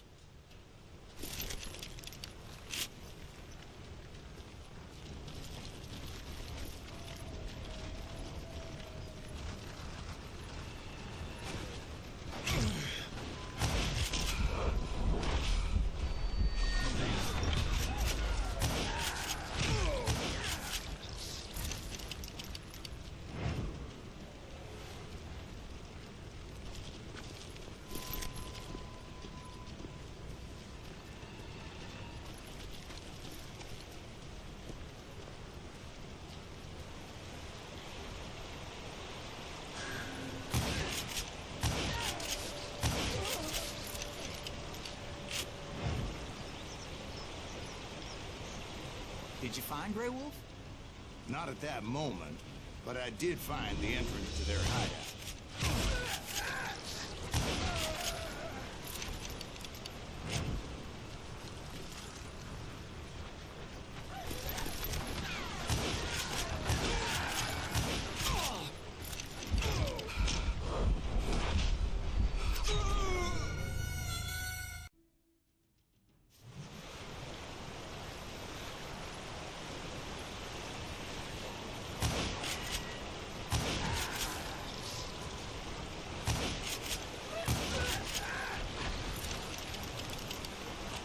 Did you find Grey Wolf?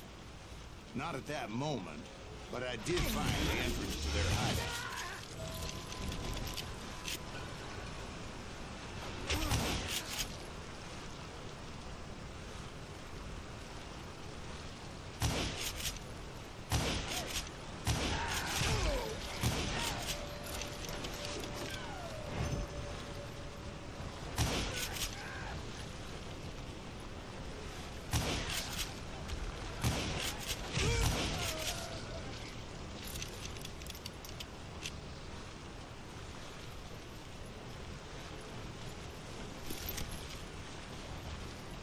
A deep crevice that led to a deeper cave. Don't tell me you went in there.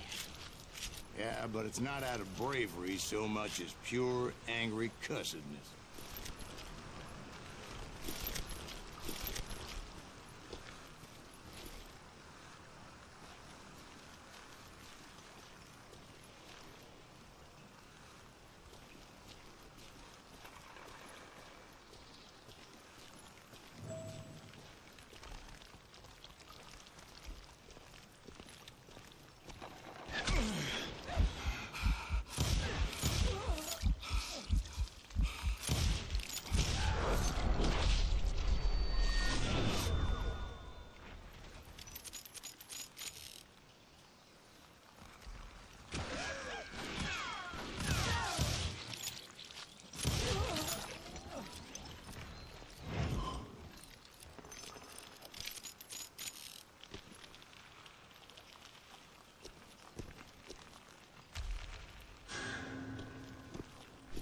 See, back then, I had a stubborn streak a mile wide, and I wasn't about to back down. So it was like pitch black in there? Actually, it was pretty well lit, as they had torches on the walls.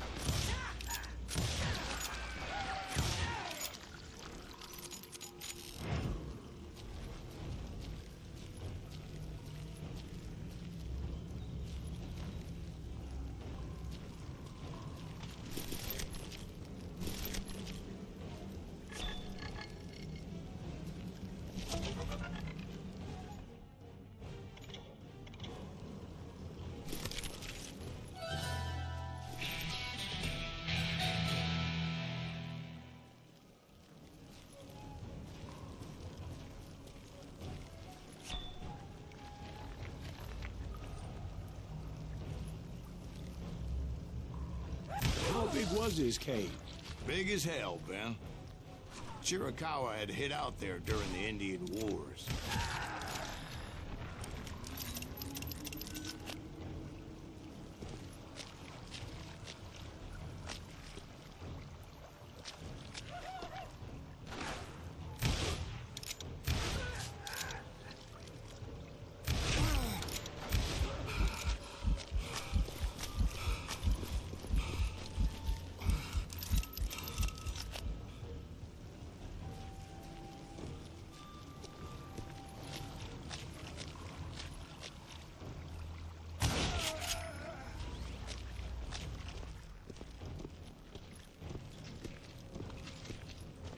They thought it was haunted with the ghosts of those murdered by the horse soldiers.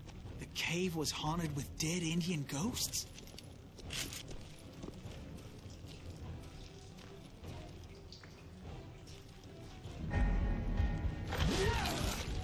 To be honest, I was more concerned with the live ones than the dead ones.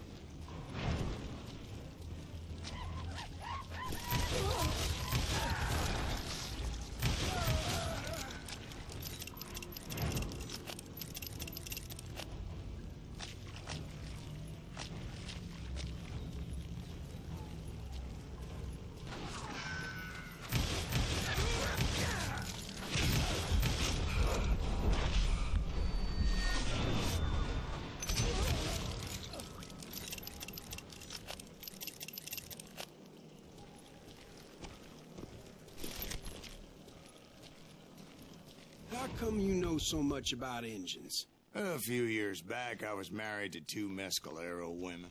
At the same time? Yeah, they were sisters. Polygyny is traditional among the Mescalero. So what happened? Oh, I had to get out of there. Those girls never shut up. Both of them nagging at me all the time. Drove me half crazy. Haven't seen them since. No, I mean, what happened with Grey Wolf? Oh, well, I pursued him into the Cave of Death.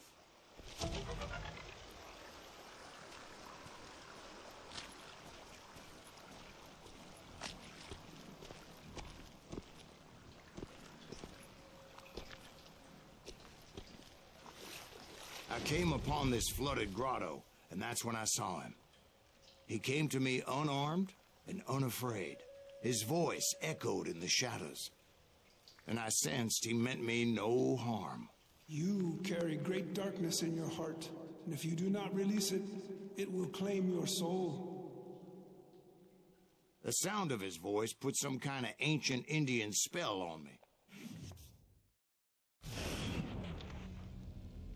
As his story unfolded in my mind, you will come to this place again and kill many more men, and the darkness will grow until it consumes everything that you are.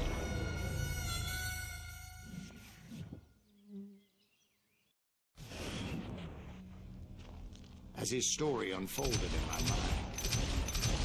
You will come to this place again and kill many more men, and the darkness will grow until it consumes everything that you are.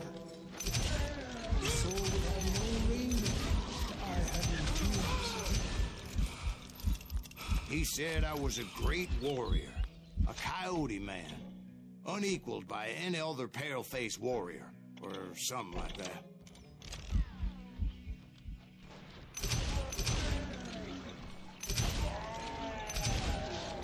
Snakes will bite shadows of your path until a venom poisons your heart, and an echo of the song of the dead summons the spirits deep from within the mountains.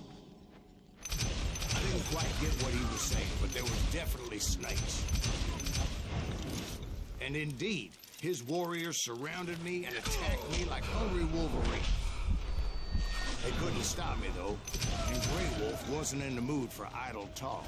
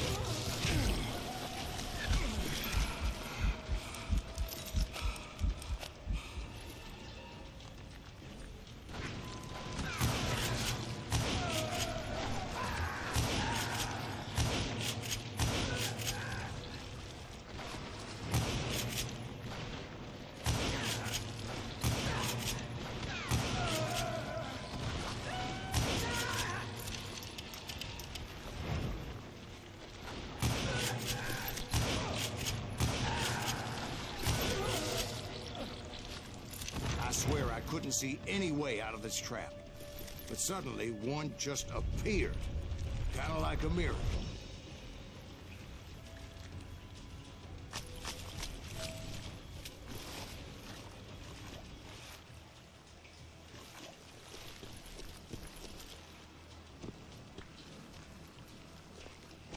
I felt like I would be lost in that damn cave forever.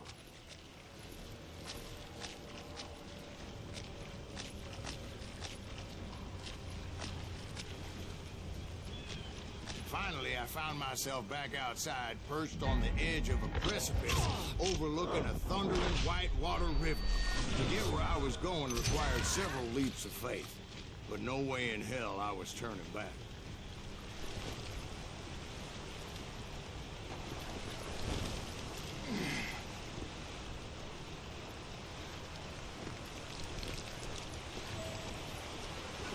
I chased after him, determined to make him explain the meaning of all that mumbo-jumbo. Mumbo-jumbo is right. Are you making this all up as you go? A few details may be fuzzy, brother, but I am relating exactly what happened to me. There were dozens of Apache warriors aiming at me from on high. Dozens? Well, maybe not dozens, but there was a lot of them. At least 3 or 4. Well, more than that, little lady.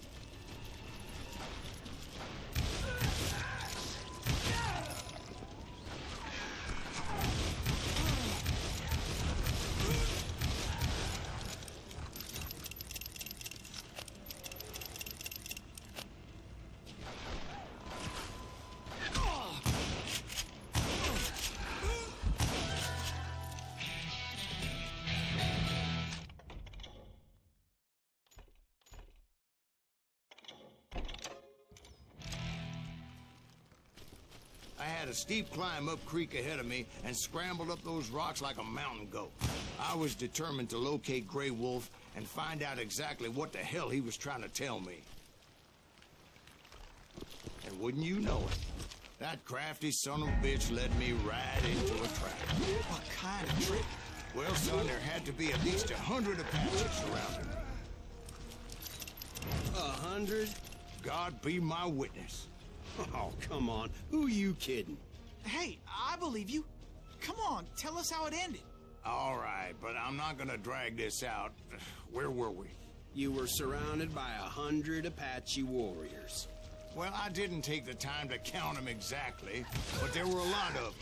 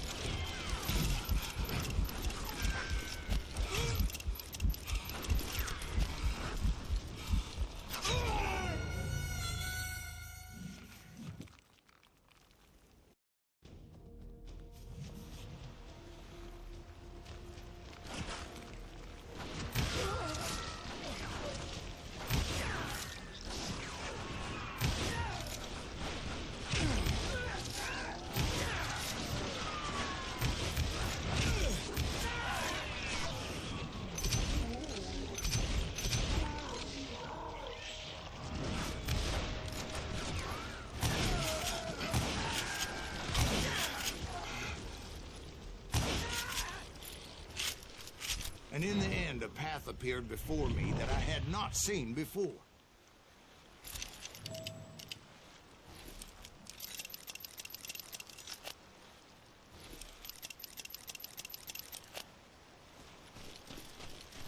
I followed it as I desperately needed to find out what Grey Wolf was trying to tell me. But it was like that son of a bitch disappeared into thin air.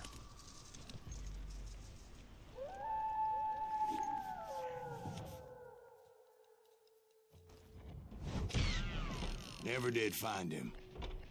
And never did collect my goddamn bounty.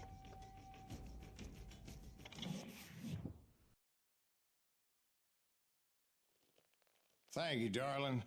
It's interesting how the truth can sometimes seem might malleable, depending upon your point of view. Like how those dime novels make you out to be something you're not? Jack, don't be starting trouble. No, he's right. They do tend to exaggerate. Did they exaggerate your part in taking down the Daltons? Well, I was there in the flesh, boy, so I saw what happened firsthand.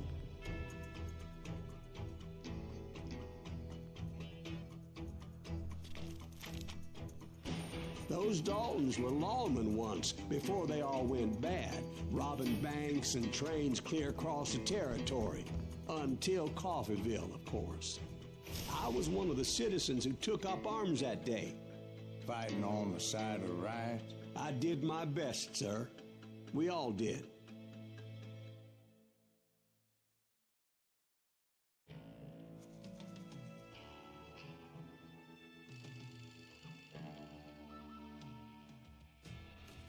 It was early morning. One of my friends was a local gunsmith, and he handed out firearms to anybody who'd take one. You see, the Daltons got it in their heads to rob 2 banks at the same time. 2 banks on the same damn street. Story was Bob Dalton's girl was always writing him about how he had no ambition. Oh, you're nobody next to Jesse James, she'd say. Finally, the bastard took his brothers to Coffeeville just to shut her up. Right. It's always the woman's fault. Well, the locals recognized the Daltons right off. Before they could get away, half the town took up arms to defend their property.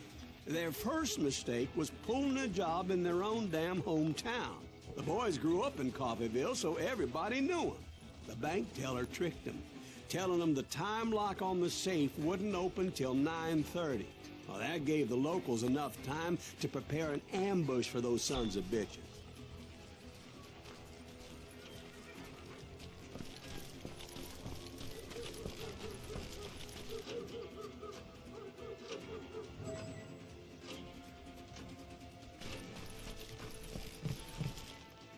You got us a hero.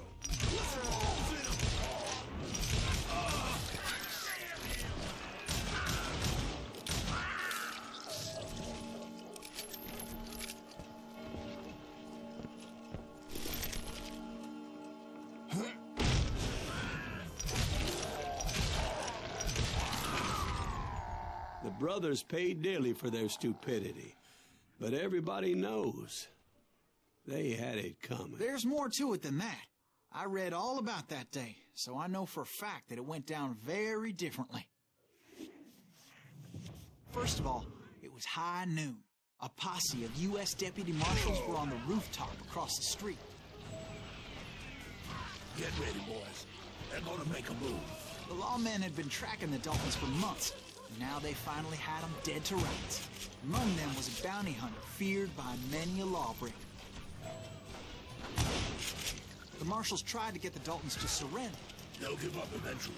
We just gotta let the son of bitches. This bounty hunter knew that the brothers were far too proud to ever lay down their guns.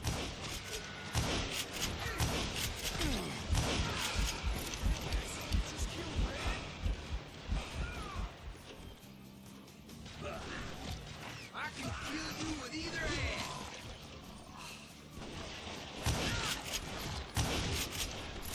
He went in there alone to confront those criminals. One of the marshals shouted, "Where are you going? Are you crazy?" Hey, where do you think you're going, dumbass? That rifle's mine. But he paid him no mind. He saw a way to get around to the back of the bank. Then he figured out how to hit the Daltons from a direction they weren't expecting.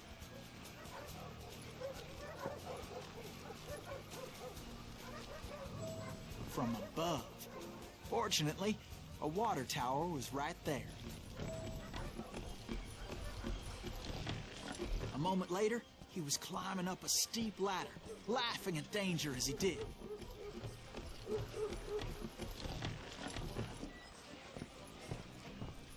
It was brave men like him who risked their lives to tame this wild country.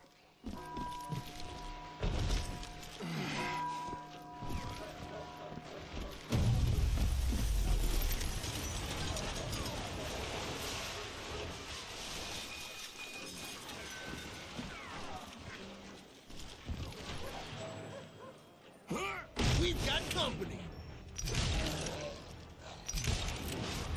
Damn you! Heroic men like him, who did what other men couldn't or wouldn't to make this country free. Like Jim Bowie and Davy Crockett, who died defending the Alamo.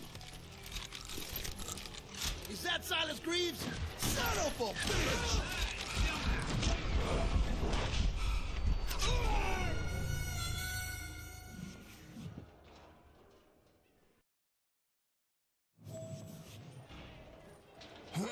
We've got company.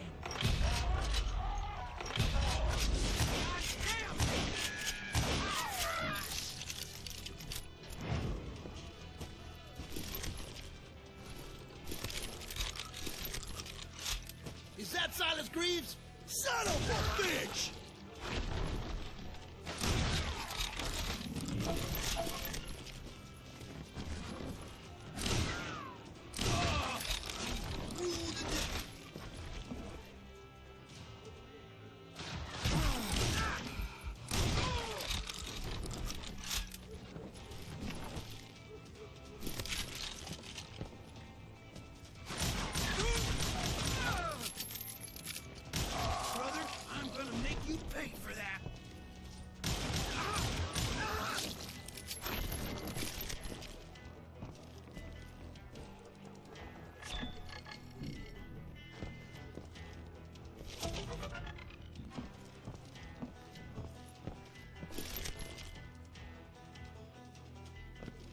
Over there!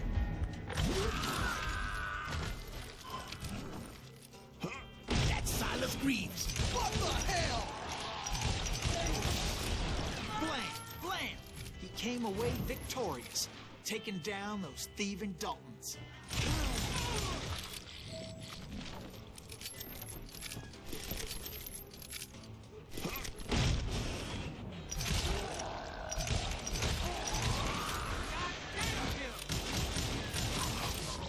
His name was Silas Greaves, and when the dust finally settled, he was the last man standing.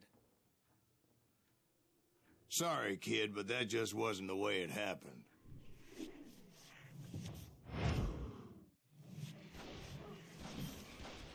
It was early evening, not high noon.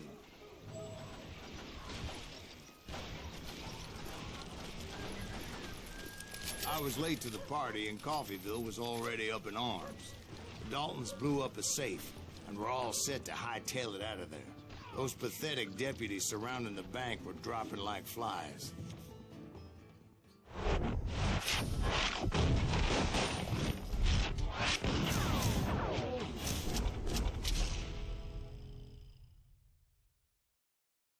I had been tracking those jokers for months, waiting for them to do something reckless. Finally, they did. Those stupid bastards decided to rob 2 banks at the same time in the same town where everybody knew them. But they still had friends in Coffeyville. Those friends came after me like a pack of wild dogs, tooth and nail. They were coming at me from all directions. I caught sight of the Daltons running with the money and didn't want to lose them. Problem was, they knew the town better than I did. And to top it off, I found myself in the middle of another shootout entirely. Did the Daltons hole up in somebody's house? No, it was the Smiths, I believe. They were cousins of the Daltons.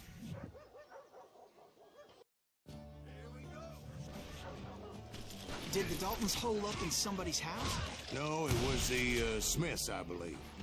They were cousins of the Daltons, and they were shooting at the Browns, who were shooting at the Daltons, which wasn't any surprise, because those two families have been feuding forever.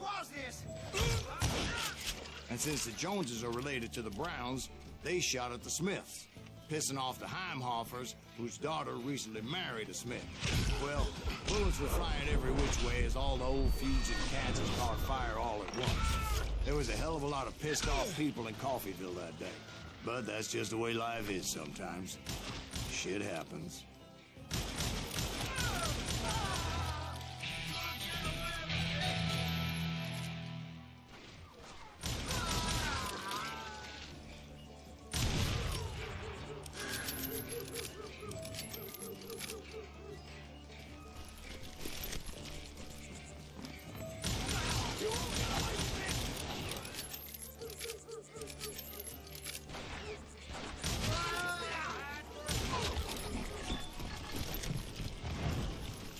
The Dalton boys knew I would never give up.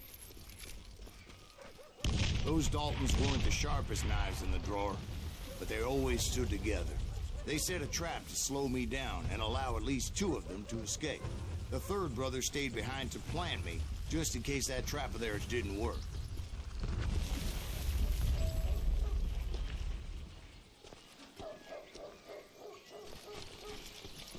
It was Emmett, the youngest, and he decided to stand his ground and face me down. I ain't afraid of you, Silas Greaves. This is where it ends for you. He was determined to protect his brothers. And I understood how he felt. Taking me on all by his lonesome wasn't exactly a recipe for a long life.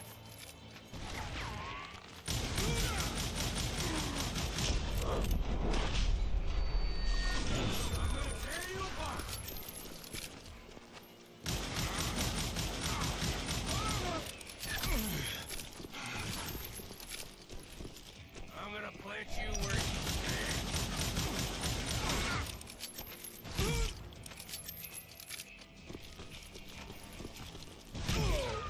It's hard.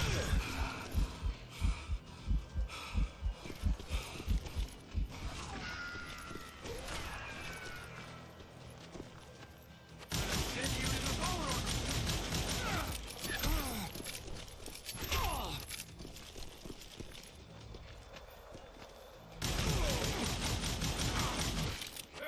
I'm gonna cut you in half.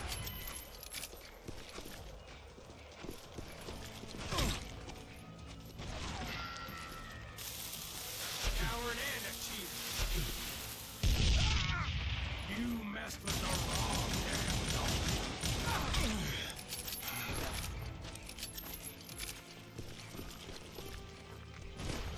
Gonna beat you like a redhead stepchild.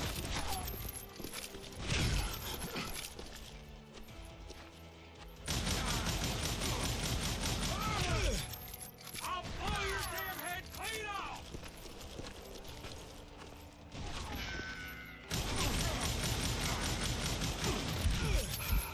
You ain't getting by me, Greaves.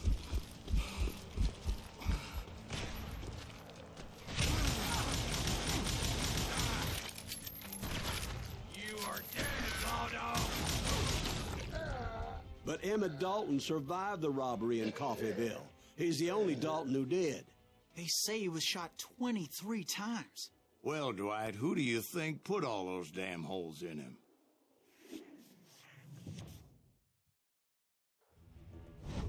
But I have to admit, that boy had grit.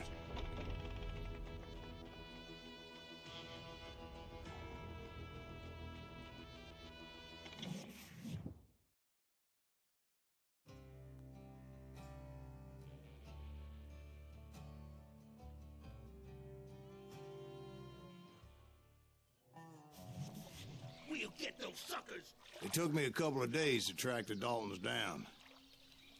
They can't get away with this! And in that time, a whole posse of local vigilantes offered to lend a hand. We'll track them to the ends of the earth. They seemed as determined as me to find those outlaws.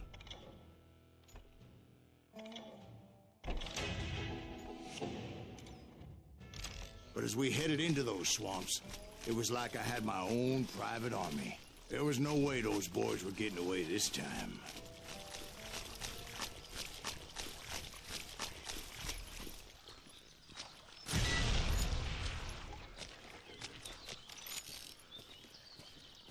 It was early fall, right? Beautiful time of year. At least you had the weather on your side. Not by my recollection. It was damp and foggy as hell. It was tough to stay on a true course, so we kept an eye out for landmarks.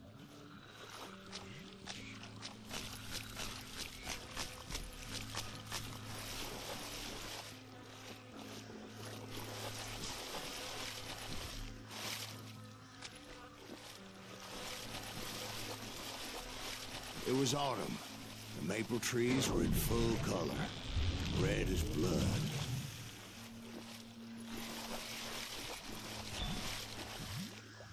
The rains that year were torrential, so the whole area was flooded. The vigilantes had spread out wide, and pretty soon I couldn't see anybody. Bury them in the swamp. Let them where they stand.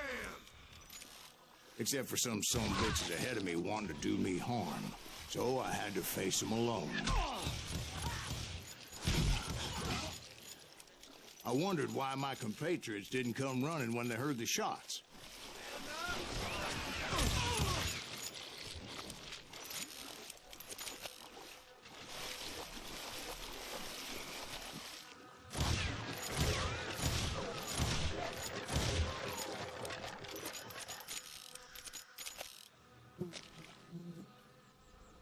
So did you find the Daltons? Not yet, but I did have the questionable pleasure of meeting a few of their friends.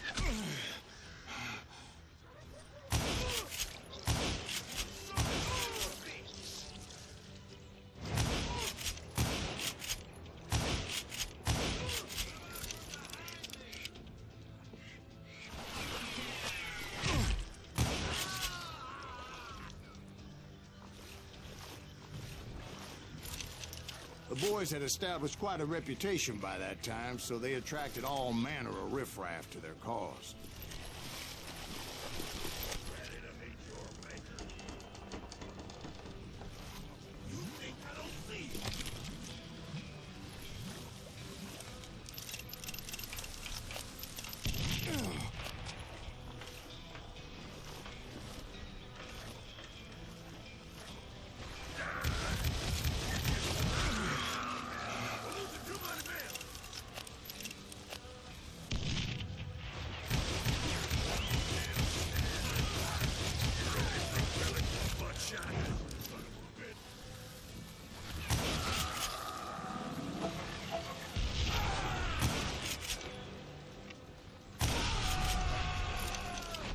And my reinforcements was nowhere to be seen.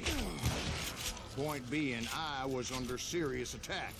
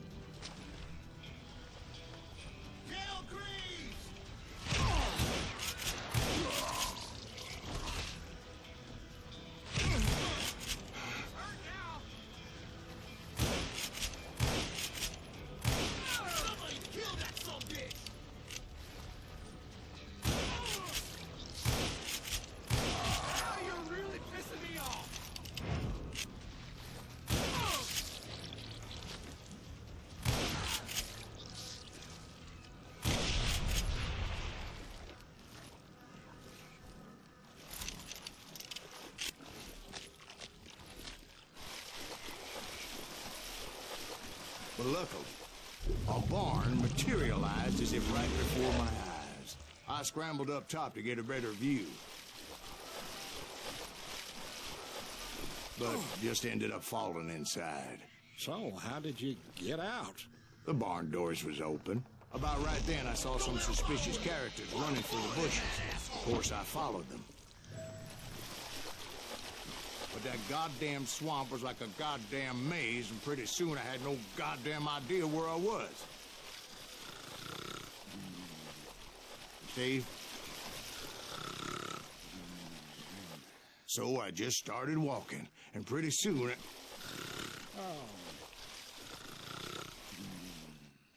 Steve? Steve? Huh? Oh, no, I'm listening.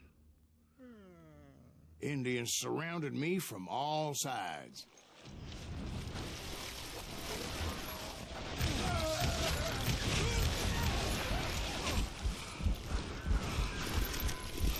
Indians? They were Indians. No. I just wanted to make sure Steve was paying attention. Now, where was I? You were following the Daltons through a swamp? That's right. See, Steve? Dwight's paying attention.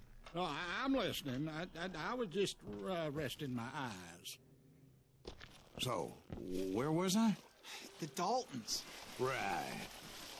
See, there's a reason so many outlaw gangs are made up of brothers.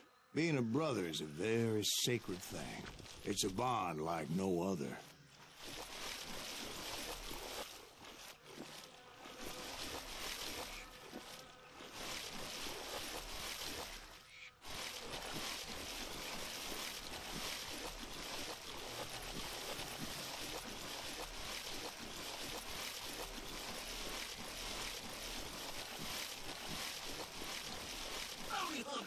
Stop that, son bitch! So did you ever find the damn Daltons? Not yet. But I did find a few of their cousins. You Kansans breed like rabbits. Horn Smiths or Heimhoffers or who knows what. But hell, what's more important than family? I bet Ben knows what I'm talking about.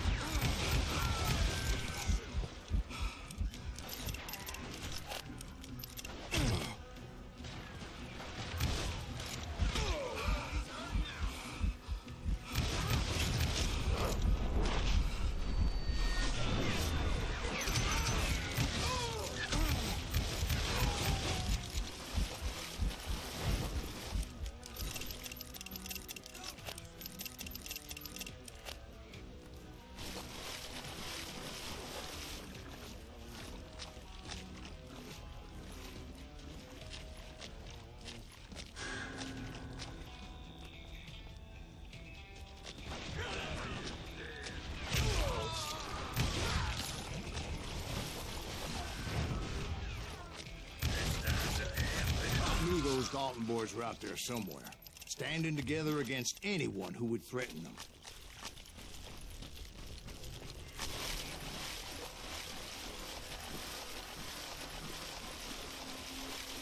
And that's when I saw it. A goddamn steamboat. A steamboat in a swamp? Yeah, Steve, but this wasn't much more than a wreck, really. But how'd a damn steamboat end up in the swamps? Yes, it floated off during the flood of '89. Now, was it a stern wheeler or a side wheeler? What? Does that really make a difference, Steve? It was a steamboat with a goddamn army on board. It was then that a fusillade of bullets come raining down from on high, and those vigilantes who accompanied me weren't anywhere to be found. But among those men that were shooting at me, I thought I saw some familiar faces.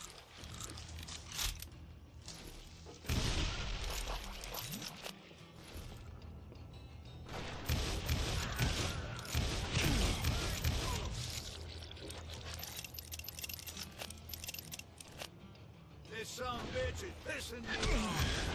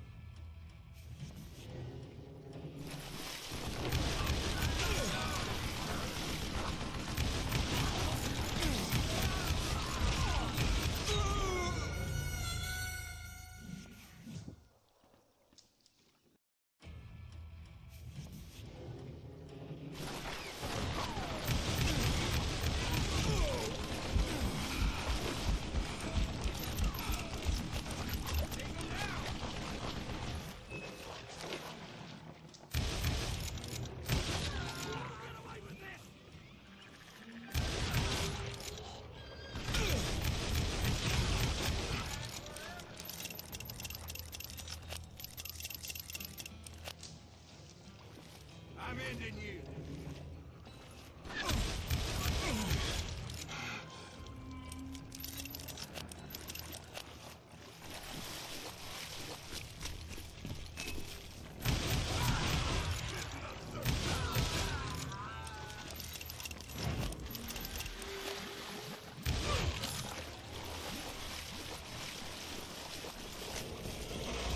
Somewhere up there, the Daltons were waiting on me.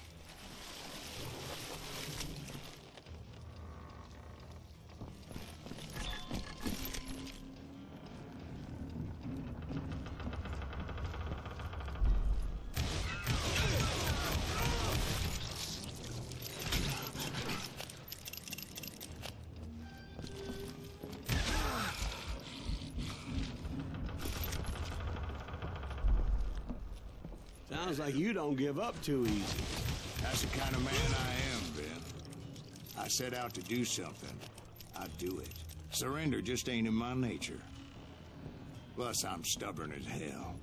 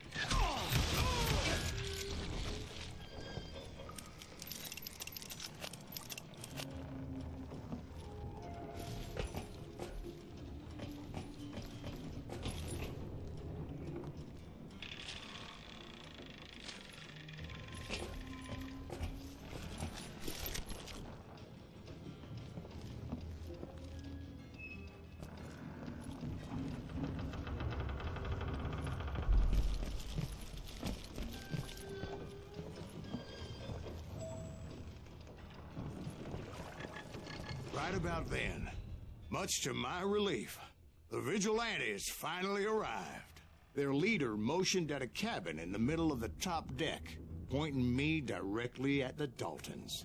I finally had them, after months of dogged pursuit.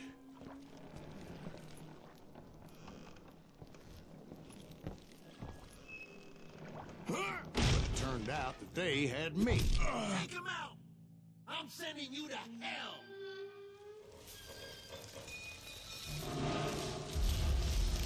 The Daltons had played me like a fiddle. Apparently, the vigilantes were on their damn payroll. They didn't just want to shoot me. They wanted to burn me alive. But finding my way out of a burning labyrinth proved to be quite a challenge. It was a riverboat, right? I mean, it's not like it was a goddamn ocean liner. Well, yeah, but I was in a fight. Did you hear about that ship that's gonna launch next year? Largest one in the world. You're talking about the Titanic. If you ask me, it's too blessed big. I don't think it'll even float. So anyway... Don't be stupid, Steve. They know what they're doing. They say that the Titanic was unsinkable. Oh, God. But getting back to that steamboat, how'd you get off it, Mr. Greaves? I took in a lot of smoke that day, so I admit my recollection might be a bit hazy. But somehow I managed to finally disembark. It was time to settle this once and for all.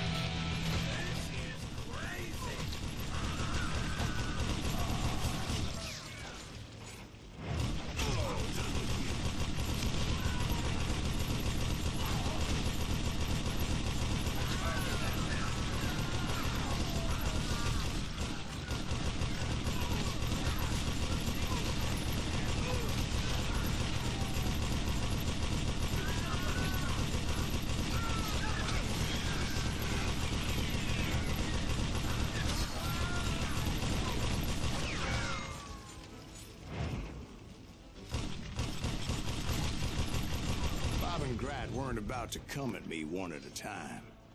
They were in this together. Two brothers side by side, determined to take me down. Confident that this time the odds were on their side.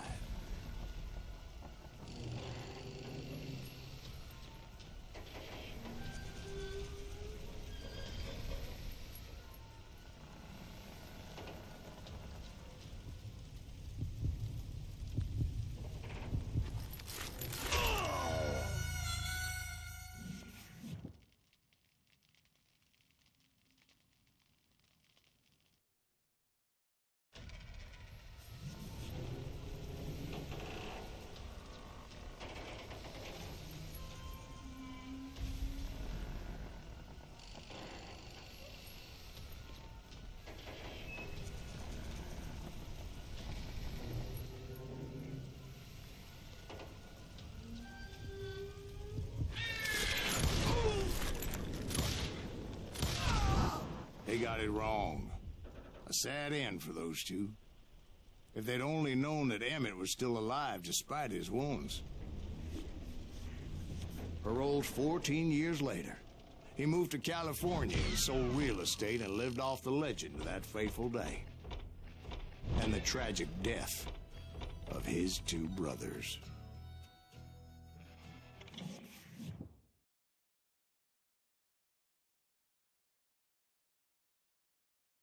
My own brothers died tragically as well, truth be told.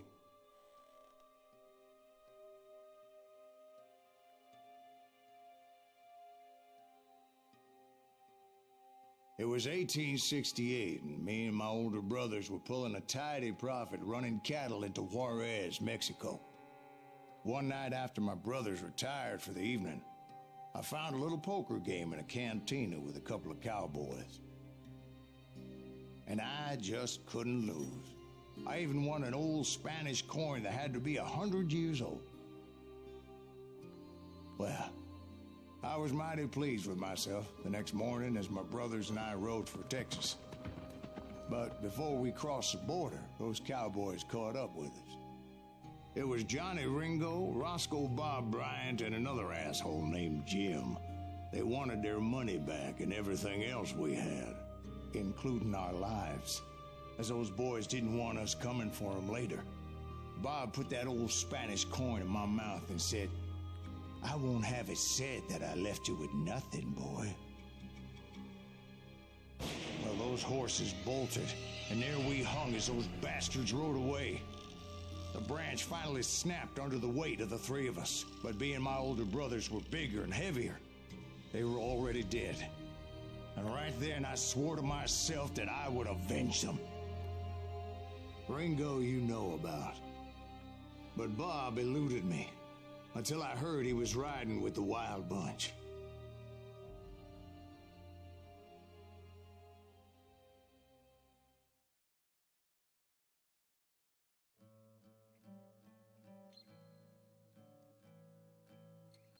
I'd been on their trail for months, ever since they left their hideout in the Bighorn Mountains. Led by Butch Cassidy, they were a loose association of outlaws who robbed banks and trains from Colorado to Montana. Among them was the Sundance Kid, and that murderous hombre I was tracking, Roscoe Bob Bryant. Were you a part of that giant Pinkerton posse after the Wild Bunch? No, boy. A circus like that would have slowed me down. Besides, I wanted Bryant all to myself. I'd heard about a large shipment of gold being transported to Wilcox, Wyoming on the Overland Flyer. I figured the Wild Bunch would likely hit such a treasure, and by God, I figured right.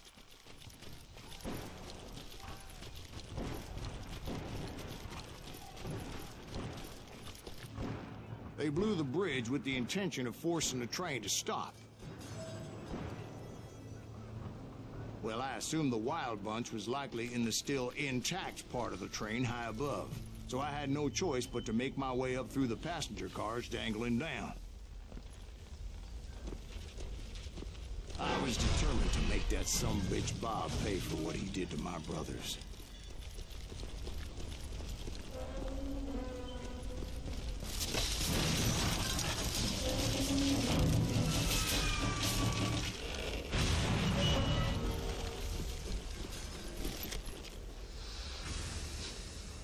I found the device they used to blow the tracks, so I knew I was headed in the right direction. My ears are still ringing from blowing up that bridge. Well, I made my way off unscathed and came upon a few members of the gang and had no choice but to dispatch them. From there, I had to negotiate an even more precarious route. But first, I would need to get my ass out of there.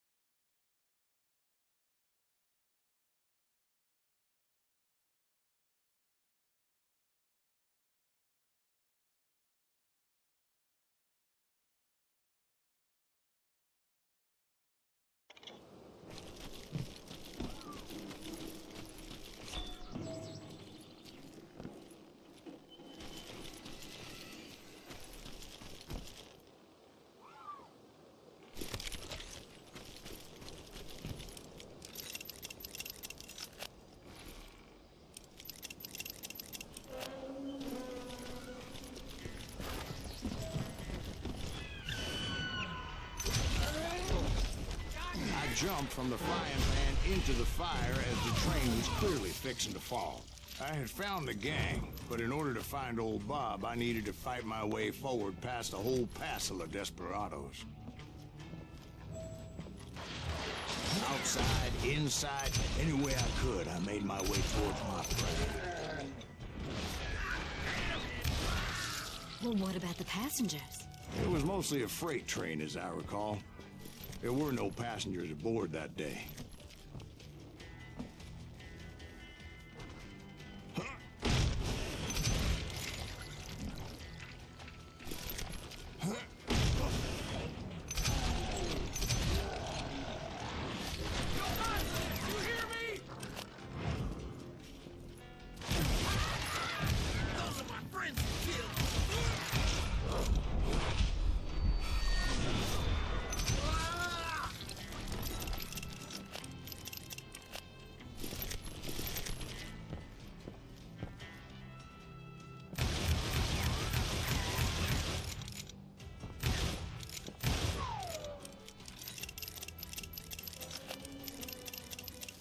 As I mentioned before, I am not fond of heights. But I was too busy dodging bullets to worry about falling to my death. Odds were I was likely to die that day anyway. So I was determined to take down as many of those bastards as I could.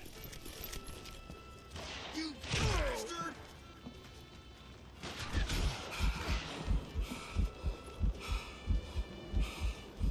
Yeah, you know you can't beat me. You ain't seen At times, it was like shooting ducks in a shooting gallery. The only difference is these damn ducks shot back.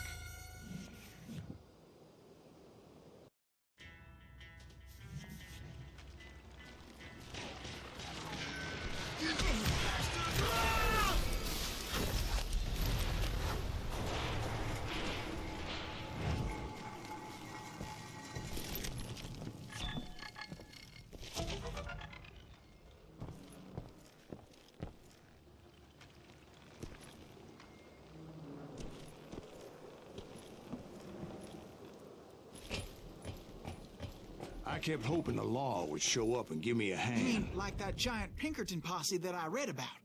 Did they come riding in, guns a-blazing to help?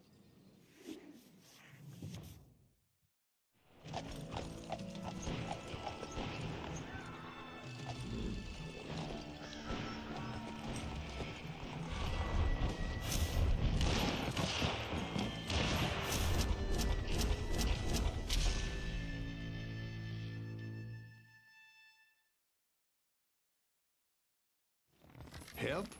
From the Pinkertons? No, son. I had to fight the Wild Bunch all by my lonesome, as usual. Who the hell is that?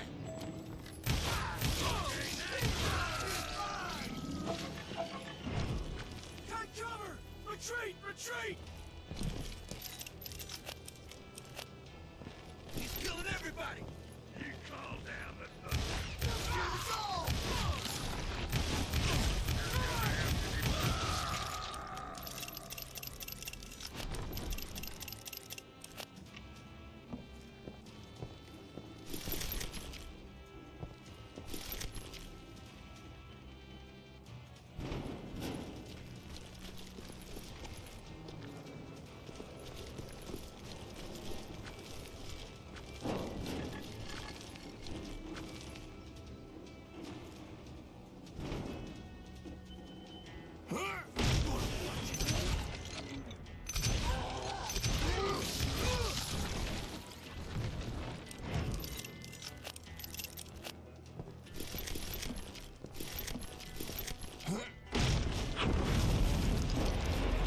Guess is those dime novels didn't portray this as it happened, did they?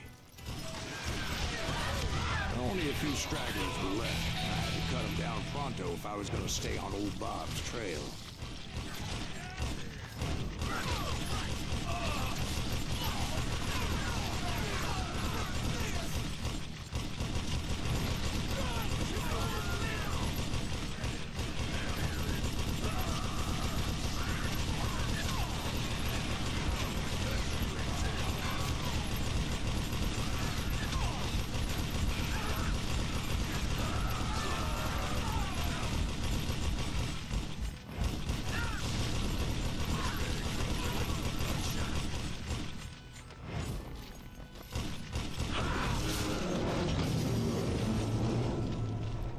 Once I silenced all those guns, I went searching for my nemesis, determined to finally have my justice. But the only survivor who welcomed me was George Flat-Nose Curry. Who was he? The fastest gun in the gang. Right after Sundance, I mean. And Kid Curry, and maybe Elsie Lay. Though some folks might dispute that.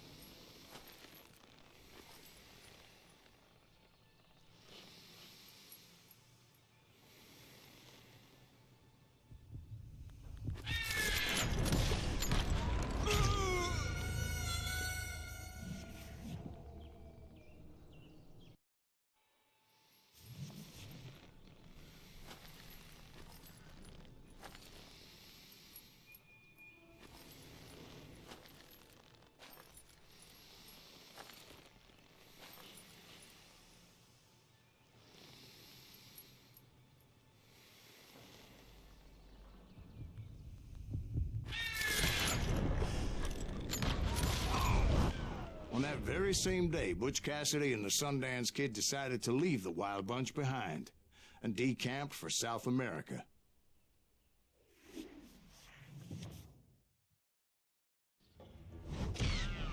They ended up living down there for many years, but I'm sure you already know all about that.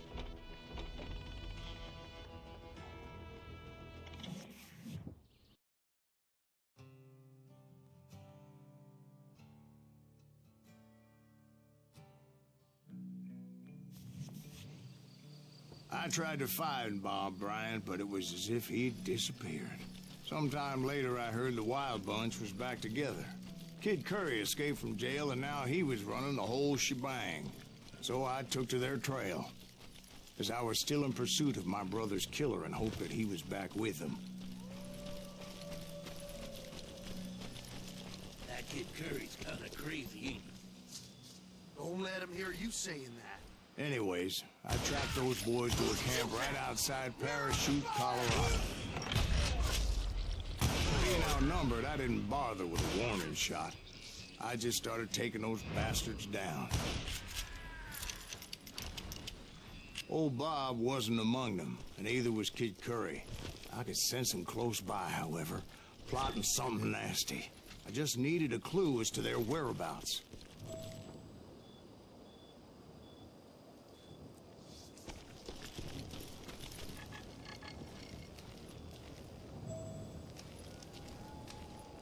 And I found one. A map with their bold plan clearly marked. This time they were fixing to blow up a train trestle. Property of the Union Pacific.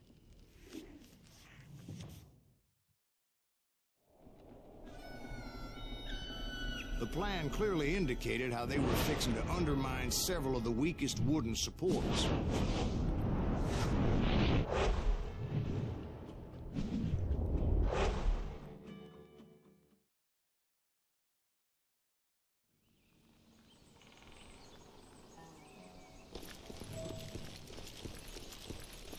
Kid Curry was considered the wildest of the Wild Bunch.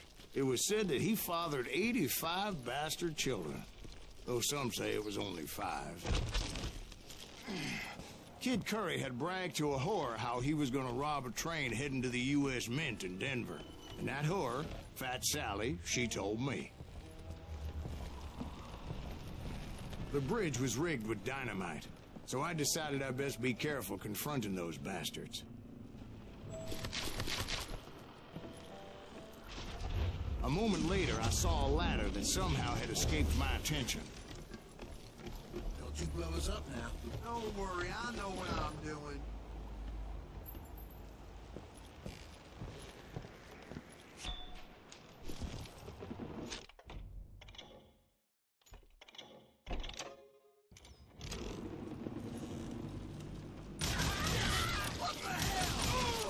But the Wild Bunch did not take kindly to my presence and attempted to blow my head off. It appeared the kid had found a number of new recruits to bolster their ranks.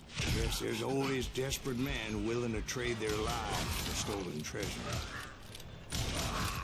What happened next? Well, having removed the first bundle of dynamite, I decided I might as well remove the other one.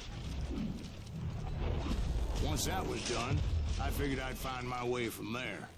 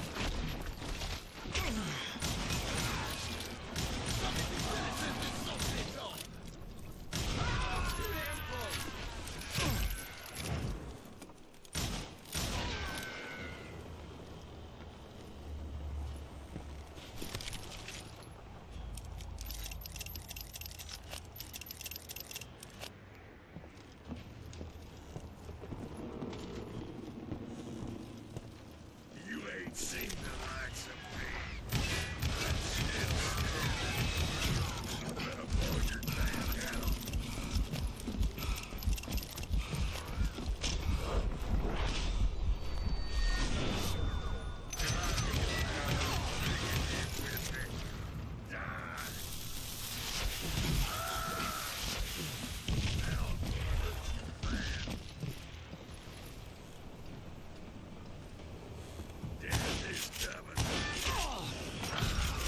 So, what happened then? Had to remove more of that damn dynamite.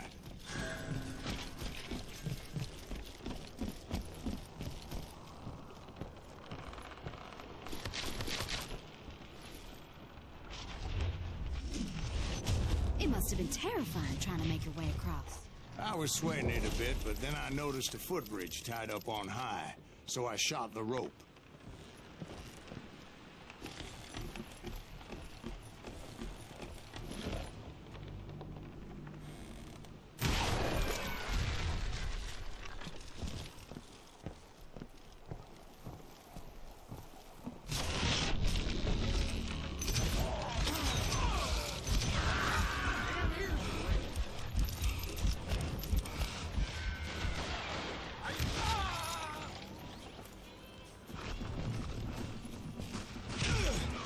So that was all the dynamite? Funny you should mention that, darling. As actually, there was a fourth charge impeding my progress.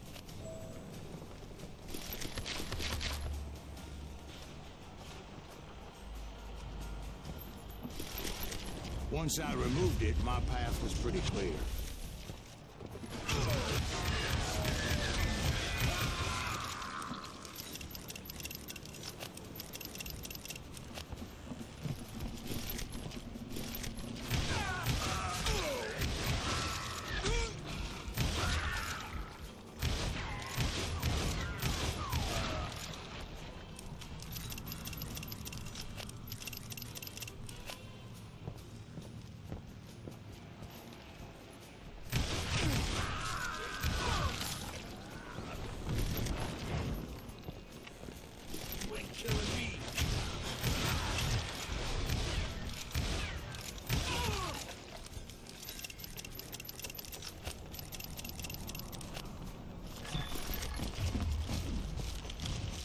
So I proceeded onward and realized that that way just wasn't going to work.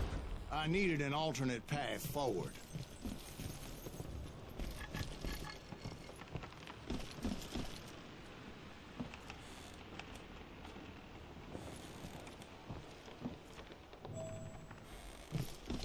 Of course, I had to tread carefully.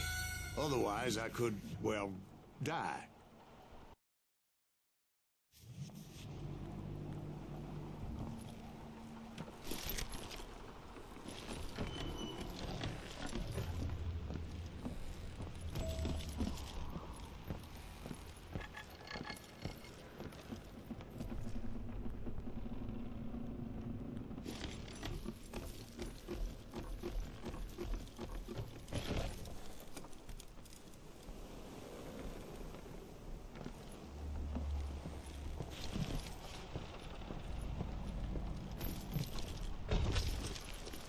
Luckily, I found a cave, and as I made my way back to the bridge, I saw something that concerned me. It was a long burning fuse, and it was moving fast as hell. I had to catch it.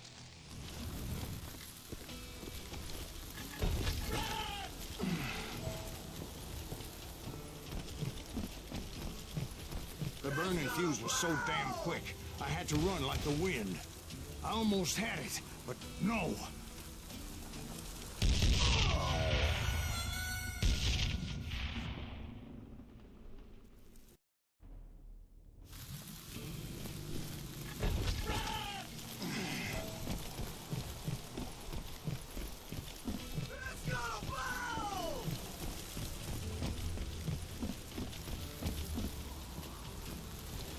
Thought I was gonna have a coronary when I lost sight of those sparks. My heart was pounding like a sledgehammer.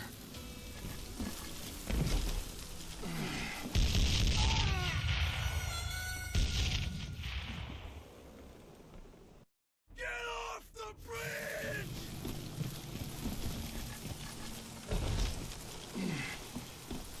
I knew that failure meant boom. Then, finally, at the last moment.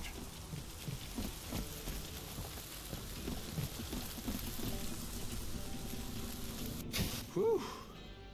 Of course, I was successful, or clearly I wouldn't be talking to you folks here today. Naturally, I removed the last dynamite charge. Well, it was a touching reunion. But by this time, I was thoroughly exhausted and dragging my ass, as I was not a young man anymore.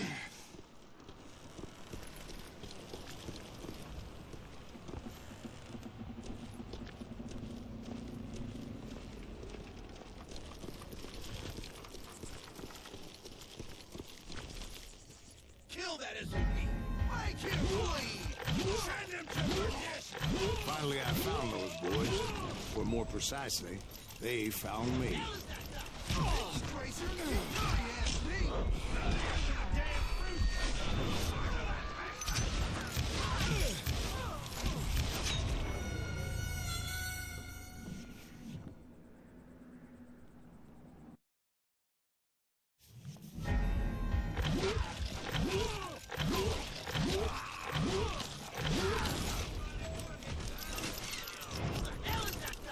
Peace, Tracer! Get your ass me!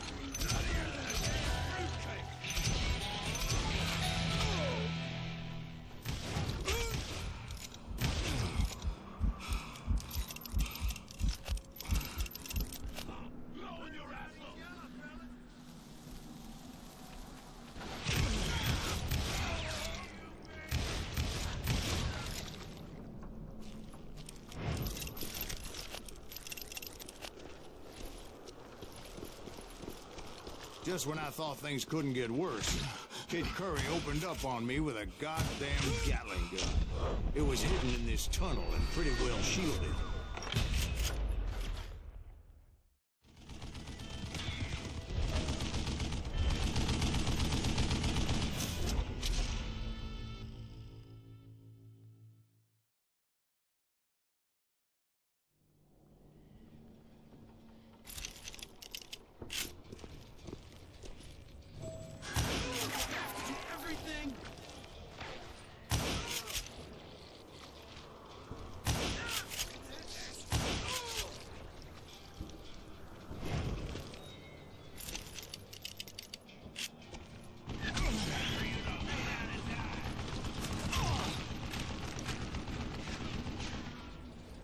Hold him off while I reload!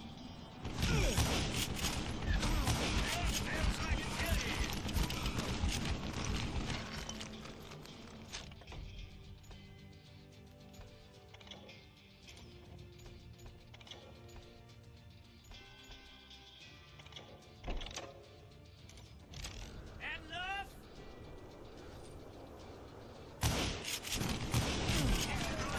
Thank you, I'll ever make!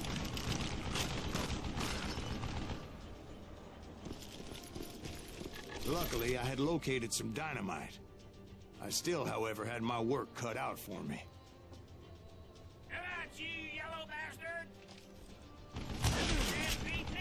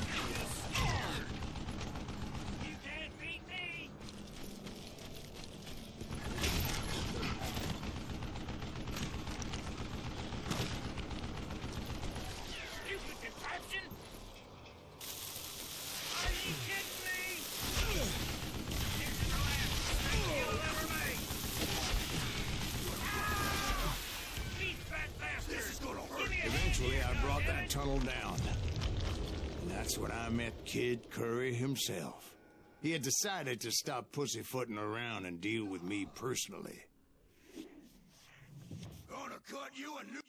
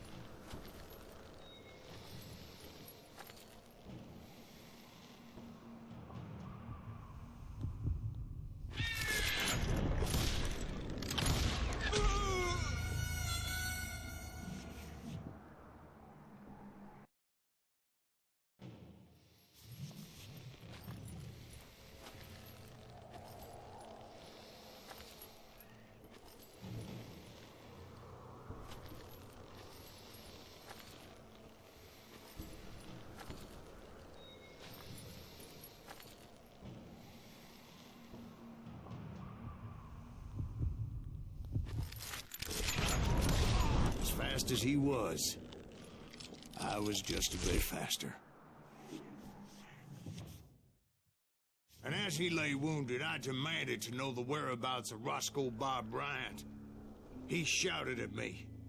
"Is that what this is about? Bob went with Butch and Sundance to South America. You ain't never finding him."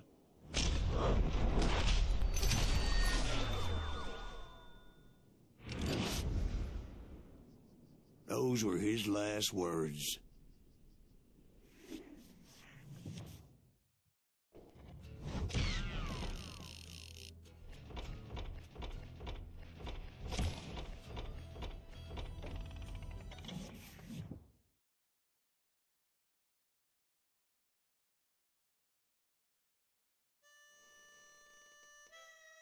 So, Bob Bryant got away?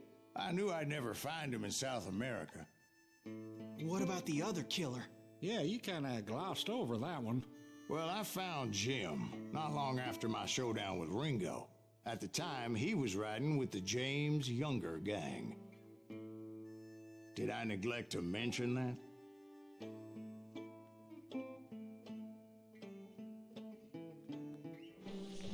Jesse James? The greatest outlaw who ever lived? Jesse and his kin rode with Quantrill when he raided Lawrence, Kansas, and killed near 200 people, boy. Nothing great about that.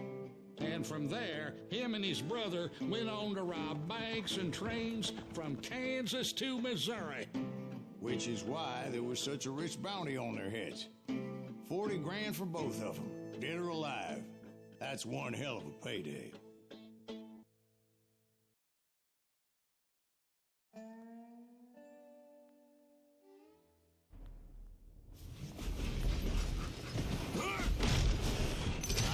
As they were robbing a train. Bullets were flying at me from every which way. But I knew I'd have to fight my way forward if I was gonna find this Jim.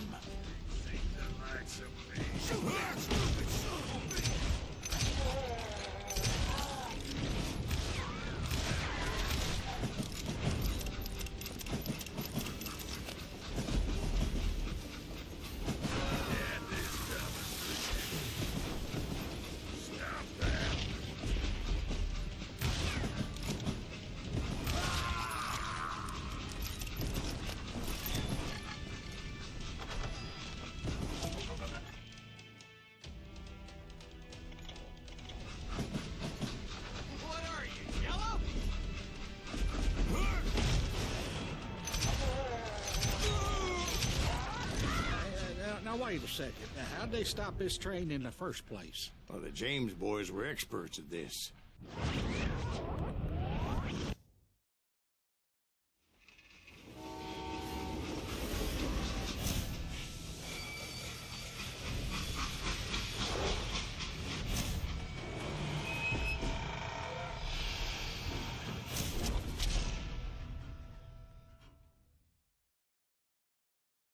They hopped a freight train having heard there was a big payroll in the express safe. So, I hopped the same train.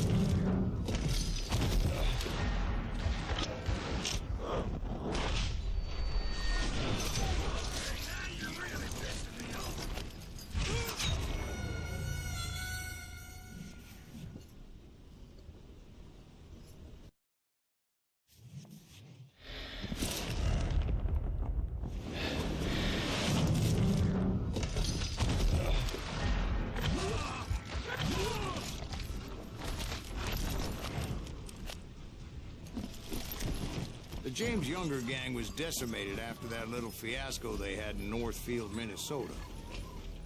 So Jesse needed more men and took on the killer I was after, along with a host of others. I was hoping to find my man and put a bullet in his head. Climbing around that train, I must have swallowed 100 damn bugs before I reached The James that... Younger gang pulled the first train robbery west of the Mississippi. Sounds like you hold them in high regard. Everyone knows they were the most famous outlaw gang ever.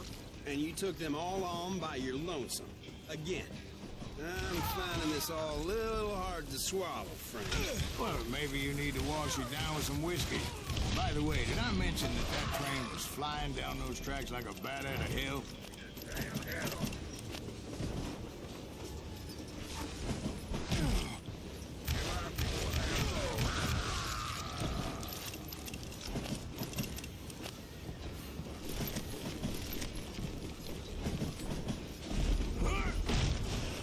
Anyway, excuse me, Ben. Where would I find the gentleman's facilities?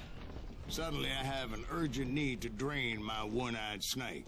Well, I've had more than a few drinks, and I've been sitting here for quite a spell. Right through there. Let me show you.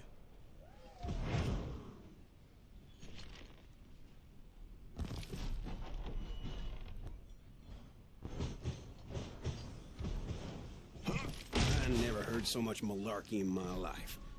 You think he's bullshitting us? You don't think he's Silas Greaves? I think he's just some old drunk looking for some free liquor.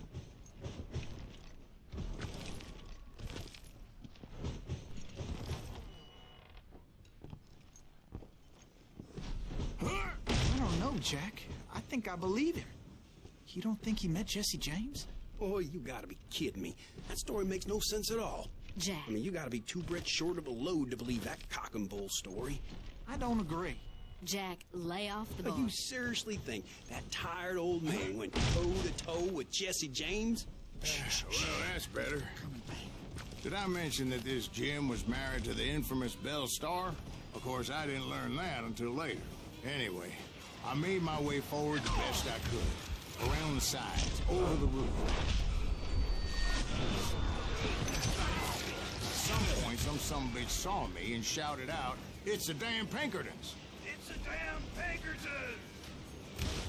Now, I never worked for that lightning cocksucker, but I guess they assumed I was one of his assassins.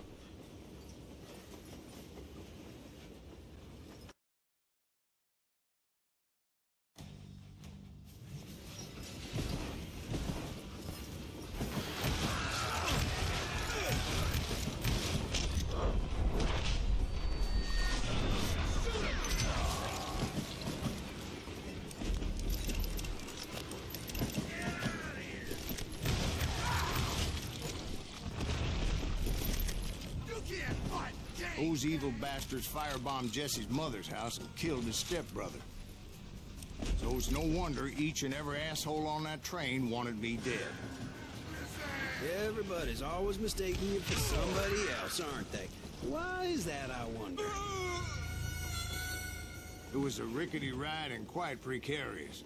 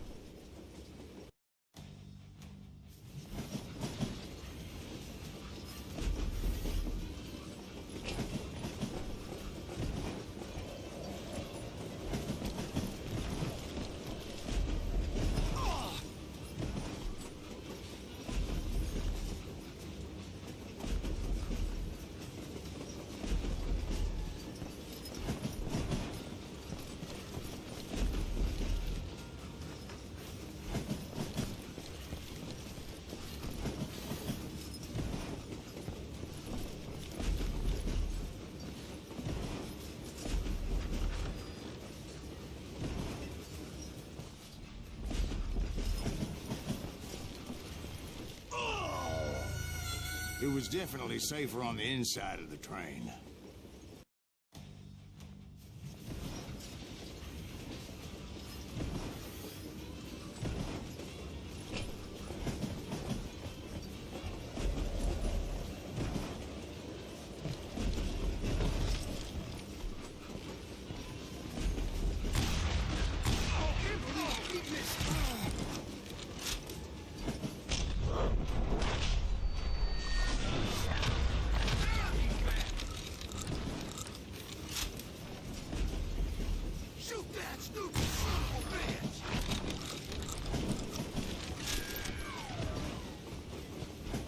I came across a flat car piled high with logs and had to come up with a creative way to make my way forward.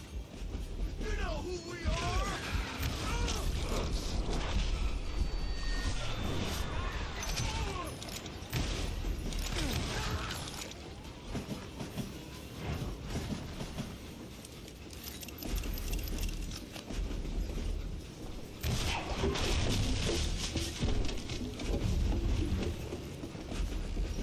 I wondered if I was ever going to find the front of that train, or the bastard I was after.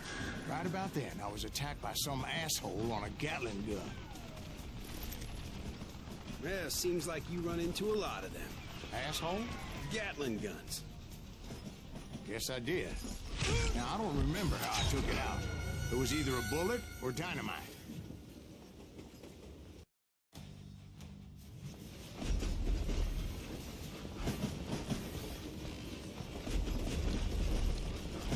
Right about then, I was attacked by some asshole on a Gatling gun. Yeah, seems like you run into a lot of them. Asshole? Gatling guns. Yes, I did. Now, I don't remember how I took it out. It was either a bullet or dynamite. Where would you find dynamite? Does it really matter, Jack? You're messing with the flow of the story here.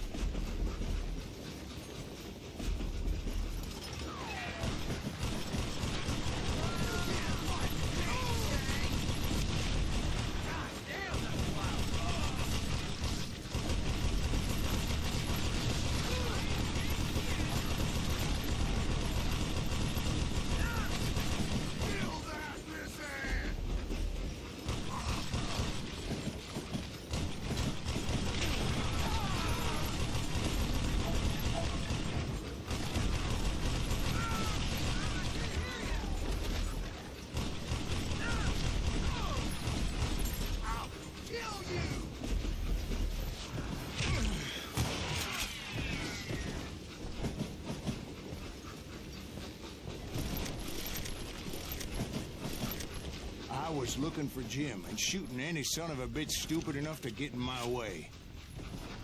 And that included Jesse James himself. You don't want to mess with us!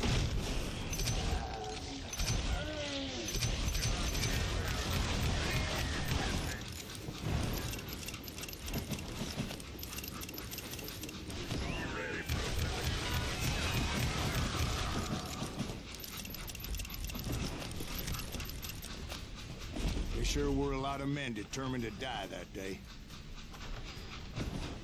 You know who we are?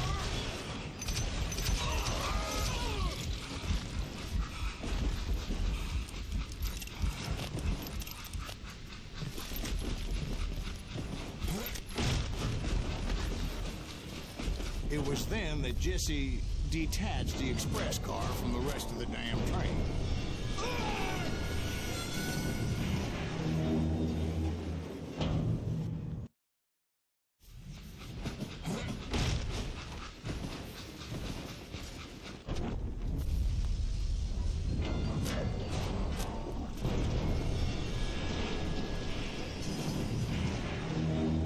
I could see Jesse waiting for me, fixing to kill me so he could get away with all that money.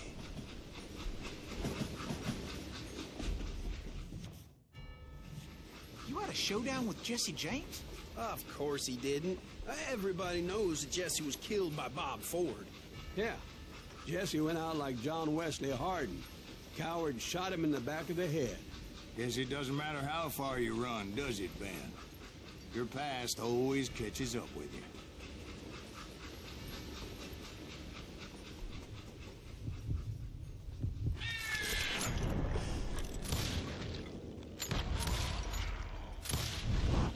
Yeah, I didn't kill Jesse James. Just wounded him bad enough to convince him to hang up his guns. What about that Jim fella? What happened to him? I figure he was up front with a gun to the engineer's head. That bastard slipped away again. I'll tell you how I got him. But first I need to wet my whistle.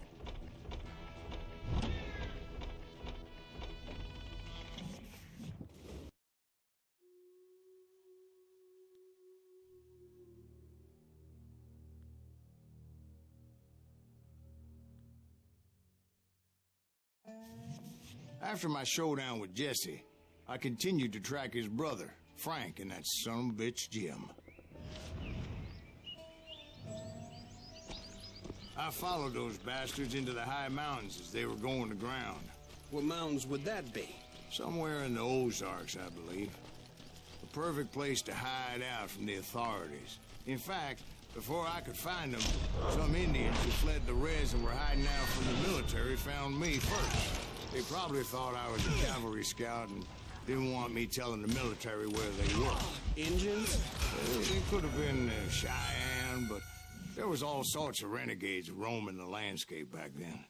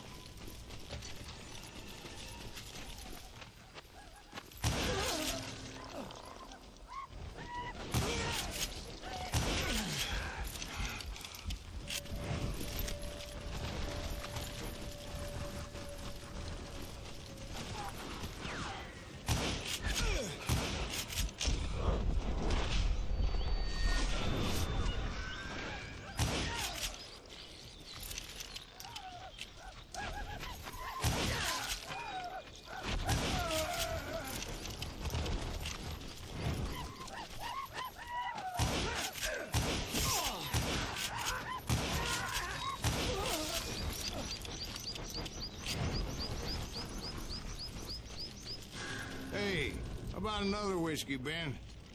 Nothing better to soothe the troubled soul.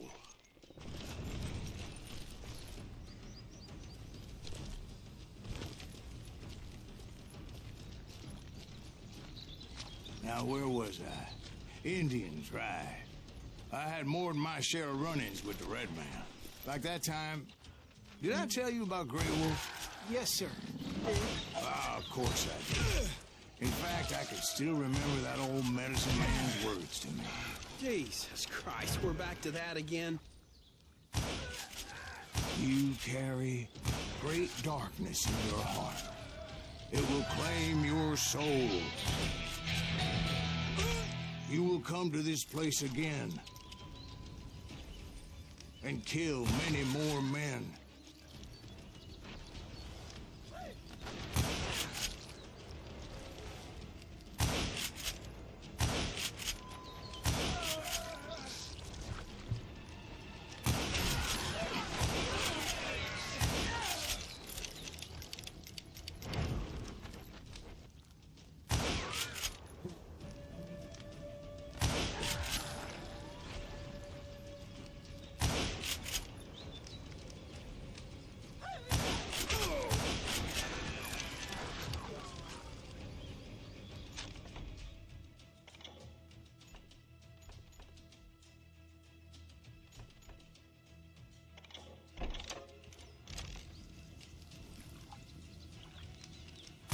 darkness will grow until it consumes everything you are.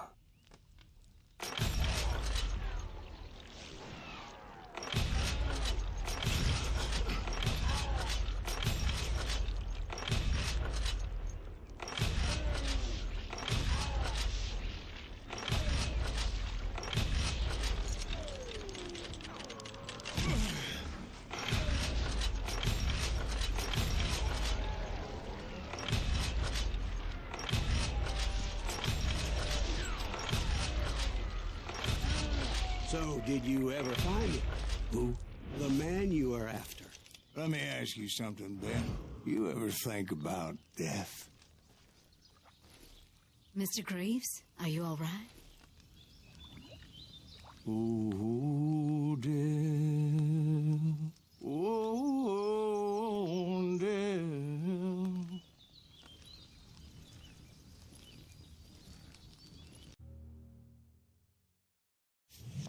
Oh, death. Oh, death.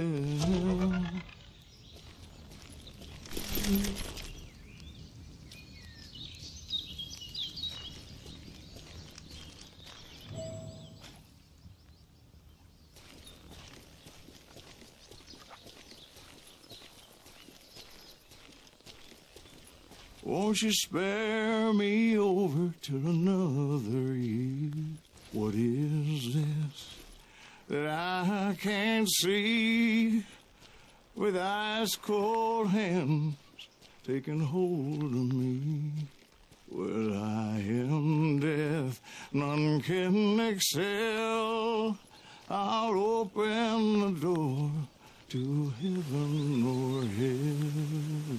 Oh, death, someone would pray. Could you wait to call me another day? Oh, death, oh, death, won't you spare me over till another year? So, are you going to answer the question? What question is that? Jim Reed. Did you ever find him? Reed was indeed that son-bitch's surname. That's right, Ben. A despicable character. I remember him laughing like a hyena that cold morning they lynched me and my brothers. He was intent on avoiding my vengeance, but nothing was gonna stop me. Nothing.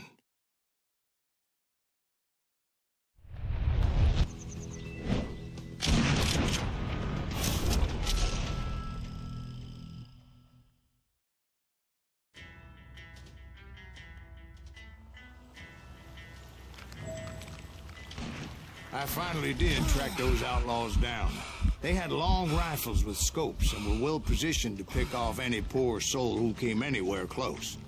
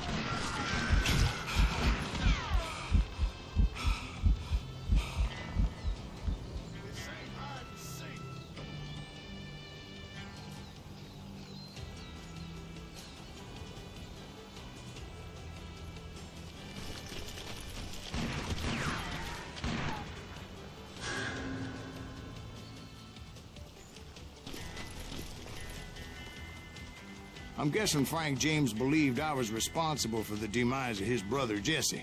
I couldn't really disagree with the man, as I thought Jesse was dead then as well. He backed off as I closed in on him, but he was still intent on killing me. And when I closed in on him again, he backed off again, looking for a better angle on me.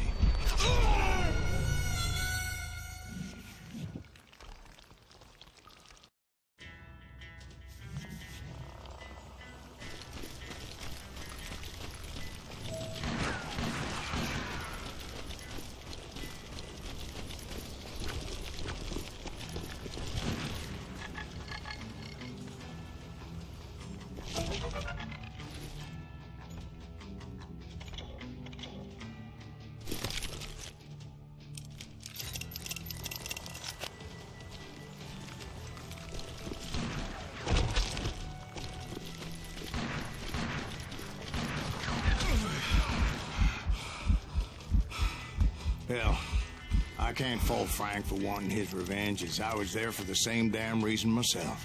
At this point, I'm guessing you think Silas Greaves is a worse murderer than Jim Reed ever was.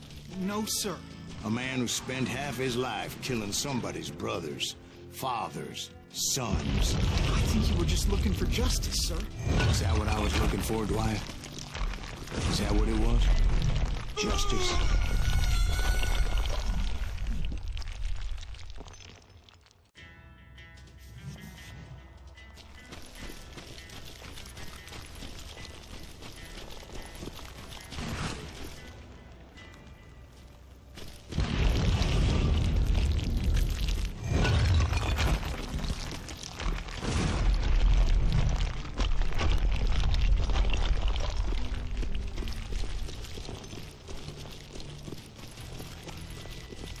Isn't that why you were hunting the James gang?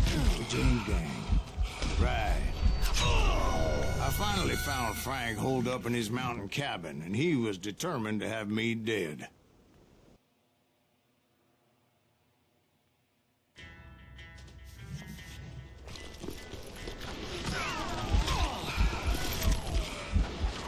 It was a pitched battle that could have gone either way. Luckily, I had some dynamite in my possession. Dynamite? On your person? A few sticks, just in case. It's always good to be prepared. Right. I'm just laying out the facts as I remember them, Jack.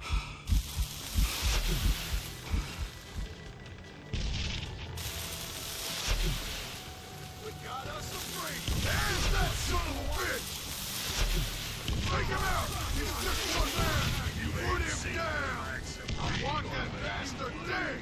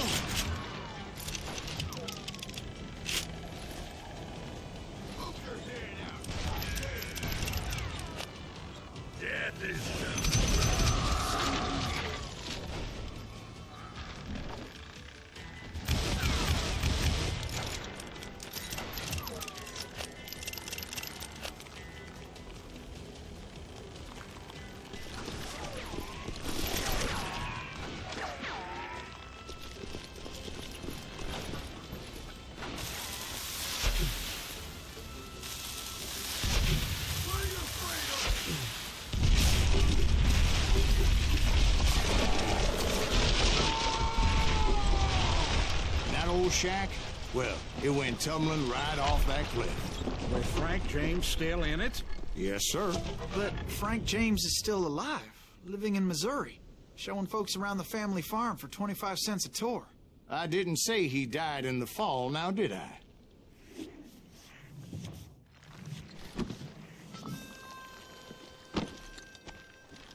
I'm done with this damnable outlaw life! Kill me, don't kill me, do what you will! At this point, I just don't give a shit.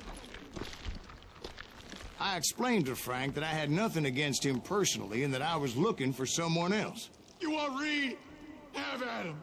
I never did like that bastard. I am done here.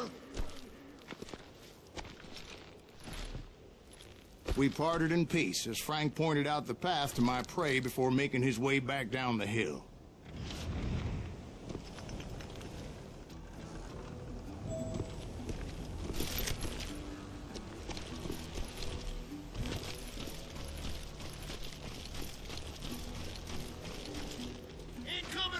So what happened with Reed? Well, I finally found the last of the gang hiding in a nearby cave. First, I had to dispatch the lookouts.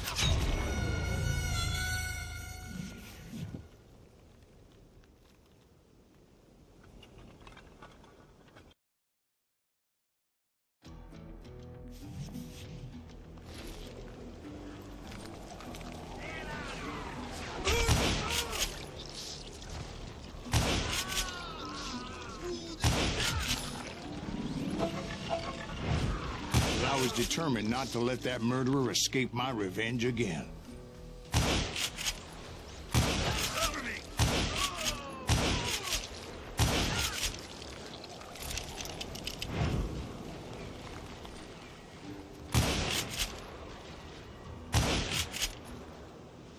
rather than wander in willy-nilly, I decided it would be better to smoke that sumbitch out. "Hey, Reed!" I shouted. "No wonder you're so ornery. Can't be easy being married to Belle Starr. While you're off providing for the family, she's spreading her legs for every Tom, Dick, and Cole Younger. Not an attractive woman exactly, but very friendly. At least she was to me." Son of a bitch! It was then that the last bunch of bandits jumped out of hiding. Why won't this asshole give up? Would someone please kill him?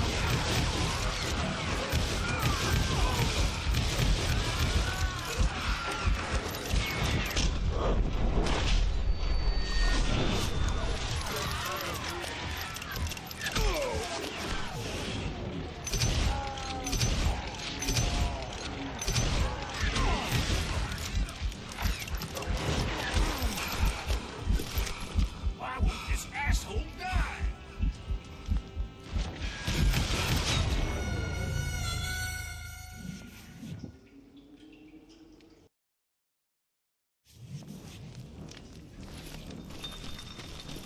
Why won't this asshole give up? Would someone please kill him?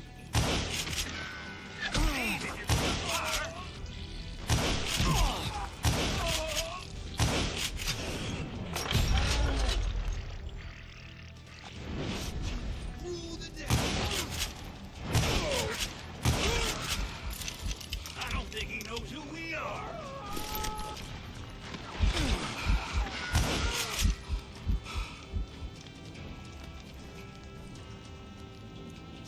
Don't let him through.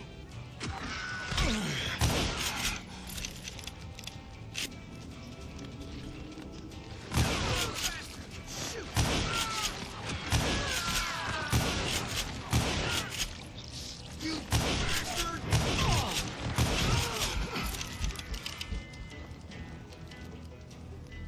You better hide. This asshole died. I'm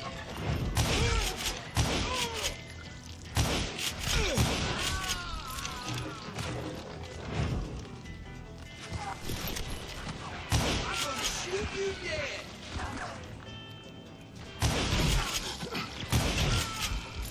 Asshole just killed Red. That's right. Run!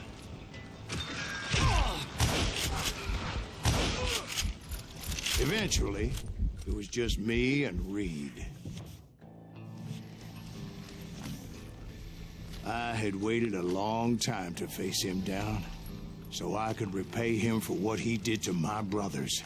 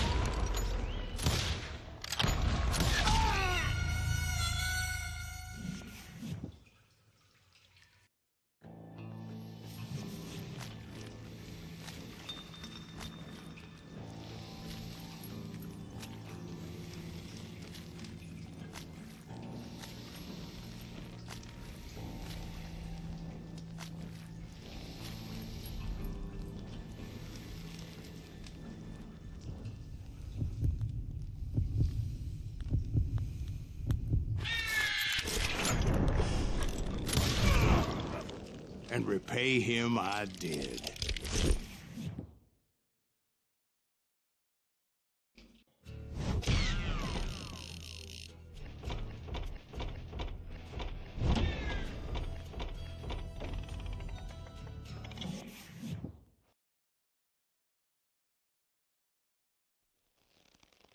Well, I don't know about you boys, but I'm pretty beat. Well, it's too damn bad you never found that Bob character. Seems a shame you never had to pay. Well, funny thing about that, I did have one more chance at him.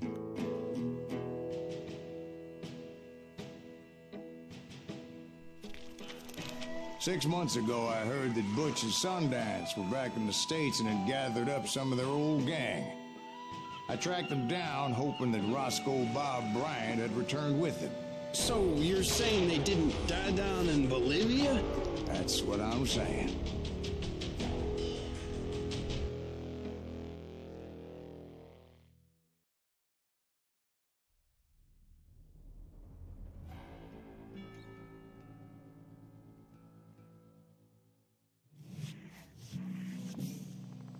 "40 years I had waited to get my hands on the last of my brother's killers.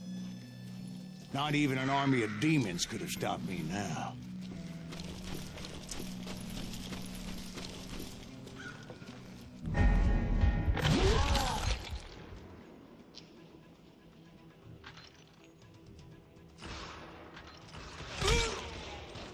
Both Johnny Ringo and Jim Reed fell fairly quickly. But the last one, Roscoe Bob Bryant, that son of a bitch had managed to escape my vengeance time and time again.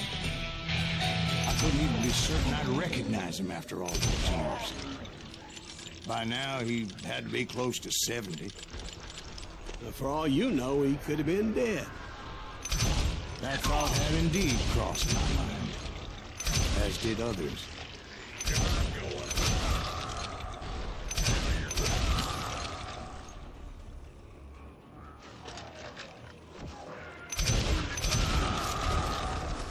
For instance, did my thirst for vengeance turn me into something worse than the man I was after?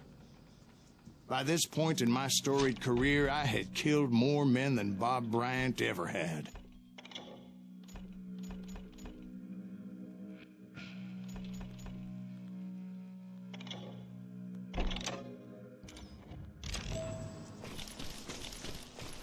I was furious as hell at that bastard for making me who I am. A man with no family, no friends, no purpose except shooting Bob Bryant dead.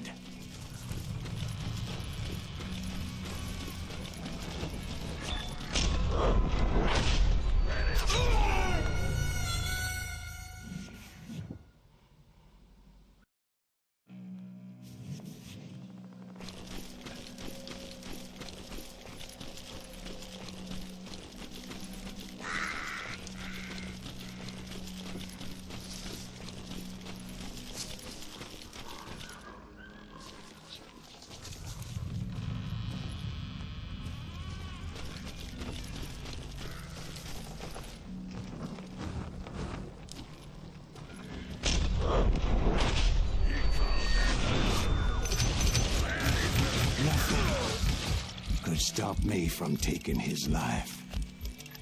I've been after that killer forever. From the time I rode with Billy the Kid. But that chapter of my story you already know. Chapter of that fairy tale, you mean? Suddenly it was 1910. There I was, an old man roaming a ghost town dead almost 2 decades. The town was falling apart, just like me.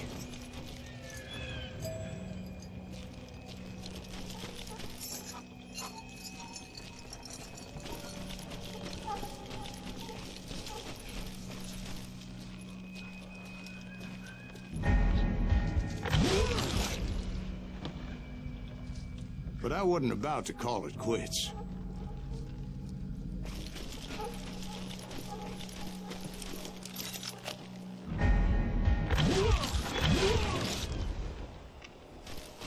Even though the ghosts of my dead brothers were begging me to end what I started so long ago. Mr. Graves, are you all right? Would you like some water? The Wild Bunch knew I was there. They were after a treasure they had hidden before they fled, buried in the grave of a dead amigo. Some folks think the town is haunted, so they figured there wouldn't be many people poking around. I intended to fill that grave with Bob Bryant's corpse. But like I said, the bandits knew I was on to them.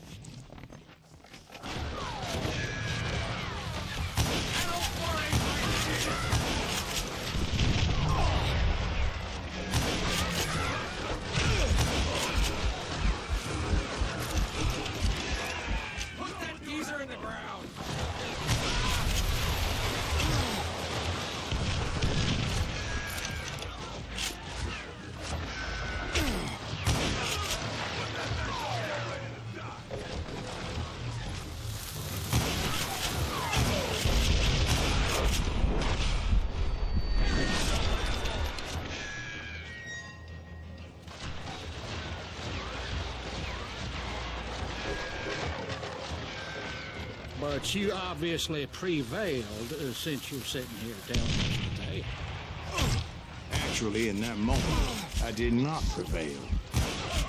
So I suppose we're talking to a ghost. Funny you should put it like that, Jack.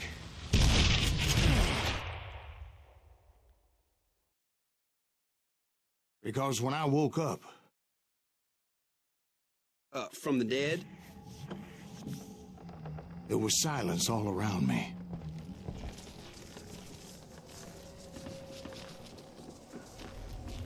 I can swear to God I saw Billy then. Billy who? Billy the kid. William Bonney. He was shooting at me from a rooftop. Here, and there, even over there. So I am right. You are titched in the head. Mr. Graves, perhaps we should switch you to coffee? You see that old Indian again, too? No, but I did see Billy's killer, Patrick Floyd Garrett. He came at me guns a-blazing. I knew that old war horse had died 2 years before. I wondered if maybe I was dead too and confronting the ghosts of my past. Perhaps all my sins were coming back to haunt me and drag me down to perdition.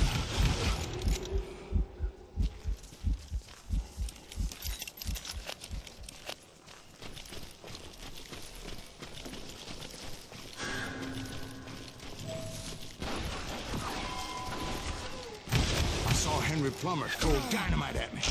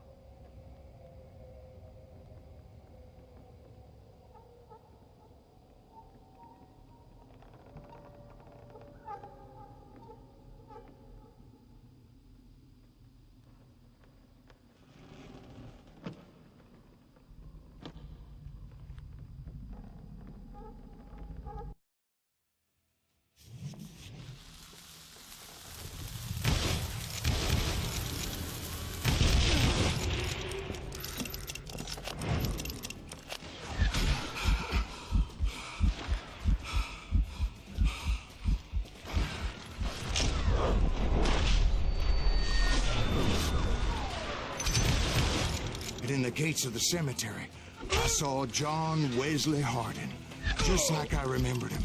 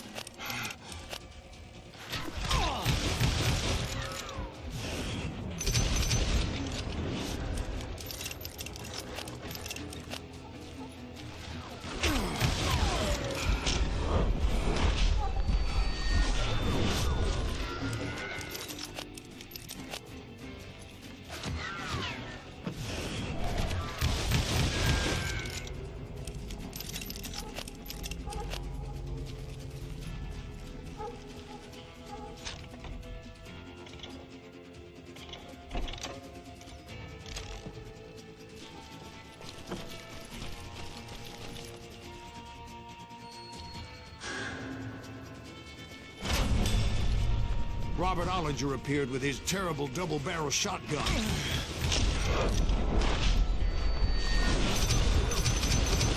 But no ghost army was stopping me. My father-in-law got hit with a fallen branch. He spent the rest of his life talking to dogs.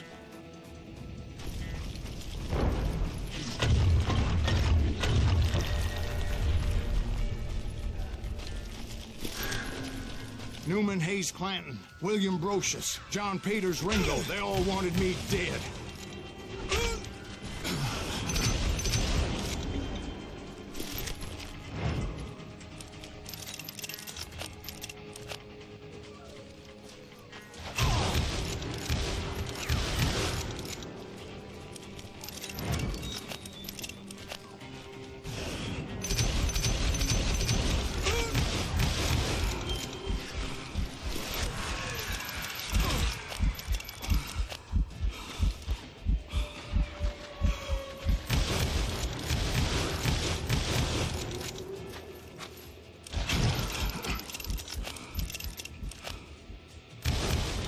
The Dalton brothers, Robert and Grattan, guardians of the Garden of the Dead.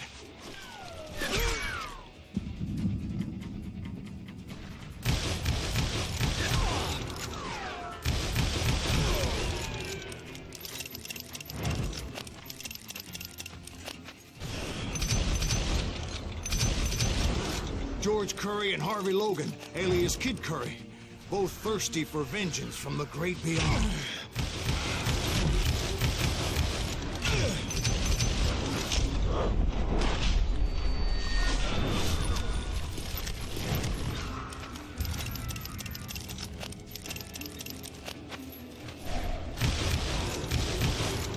Jesse, Woodson, James, and Jim Reed. Each one deader than the next. I thought I would go crazy. Thought?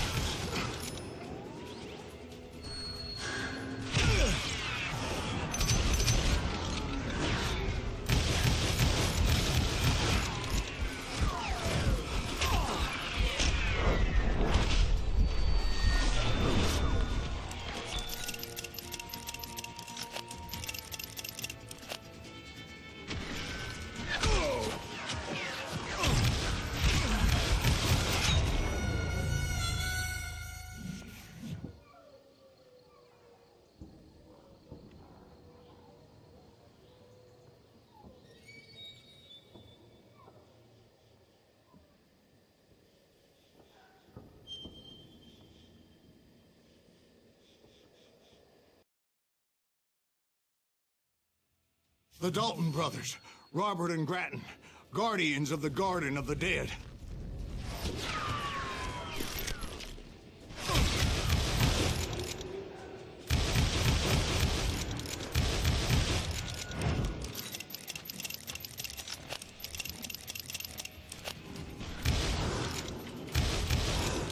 George Curry and Harvey Logan, alias Kid Curry, both thirsty for vengeance from the great beyond.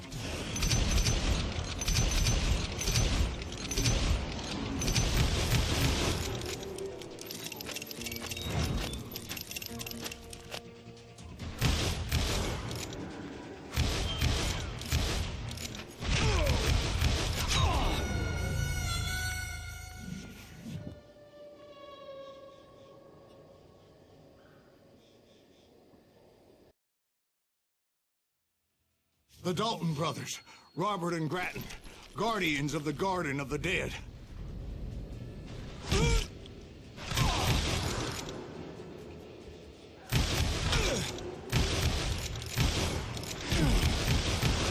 George Curry and Harvey Logan, alias Kid Curry, both thirsty for vengeance from the great beyond.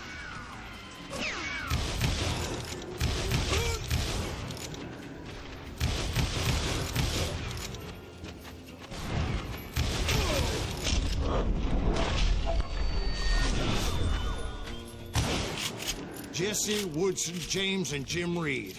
Each one deader than the next. I thought I would go crazy. Thought?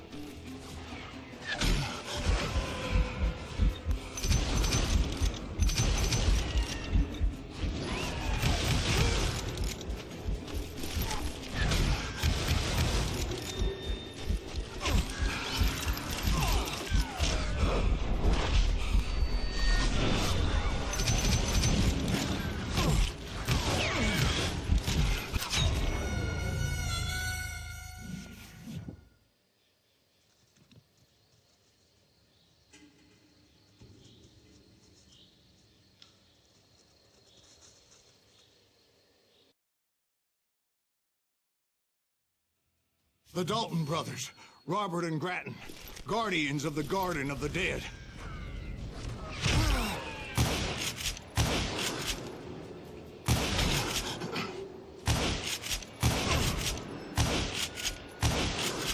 George Curry and Harvey Logan, alias Kid Curry, both thirsty for vengeance from the great beyond.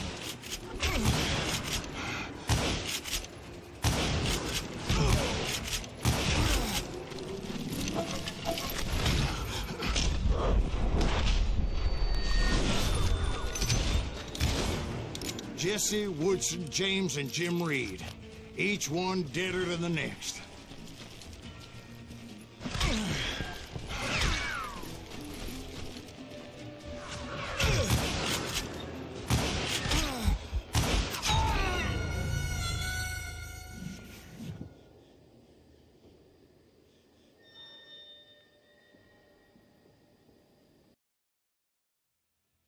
The Dalton brothers, Robert and Grattan, guardians of the Garden of the Dead.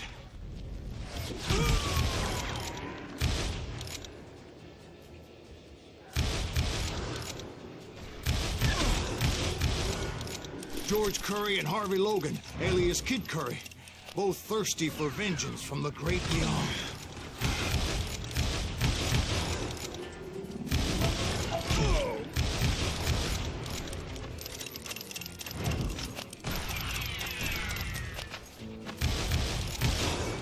Jesse, Woodson, James, and Jim Reed. Each one deader than the next.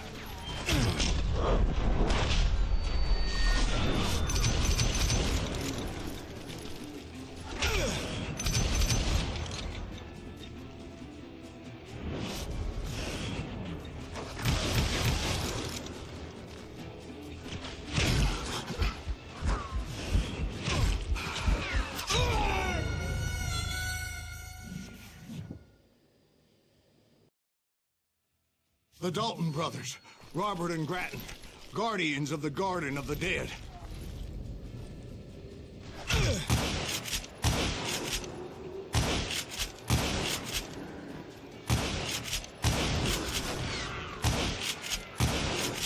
George Curry and Harvey Logan, alias Kid Curry, both thirsty for vengeance from the great beyond.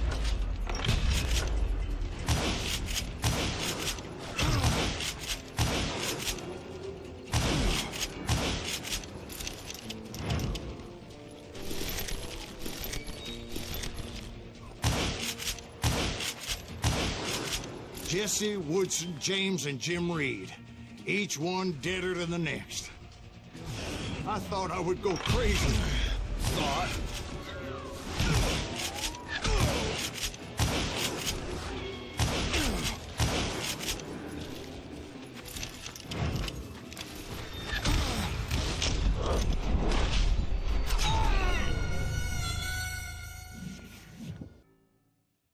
The Dalton brothers, Robert and Grattan, guardians of the Garden of the Dead.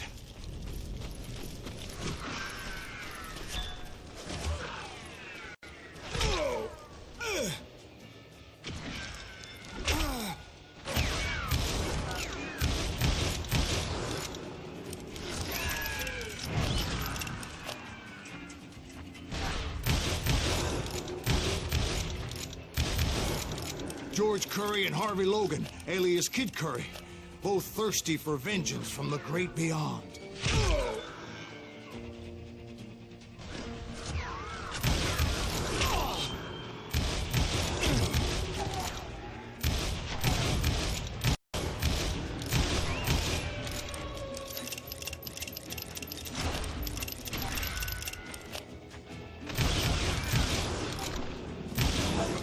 Jesse, Woodson, James, and Jim Reed. Each one deader than the next. I thought I would go crazy.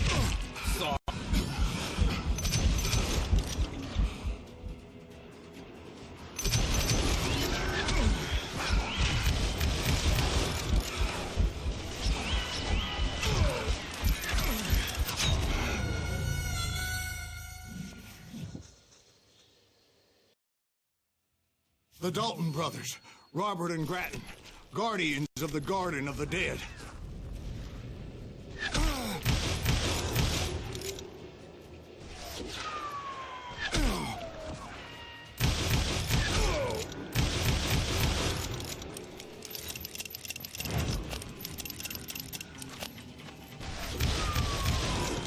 George Curry and Harvey Logan, alias Kid Curry, both thirsty for vengeance from the great beyond.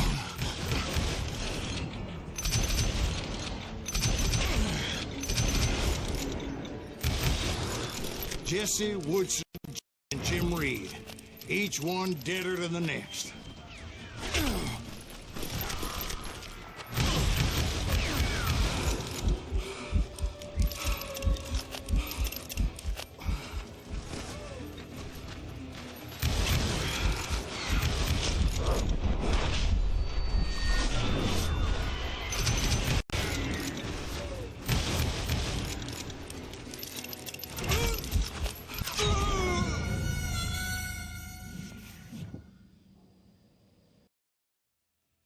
The Dalton brothers, Robert and Grattan, guardians of the Garden of the Dead.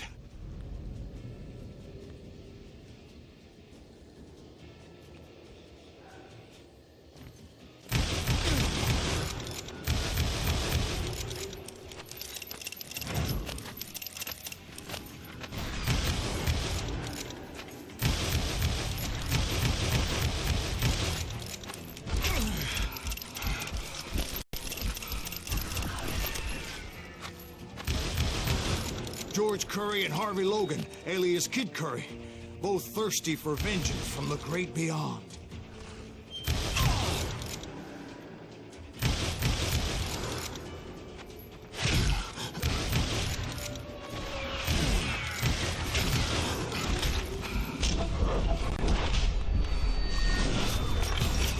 Jesse, Woodson, James, and Jim Reed, each one deader than the next.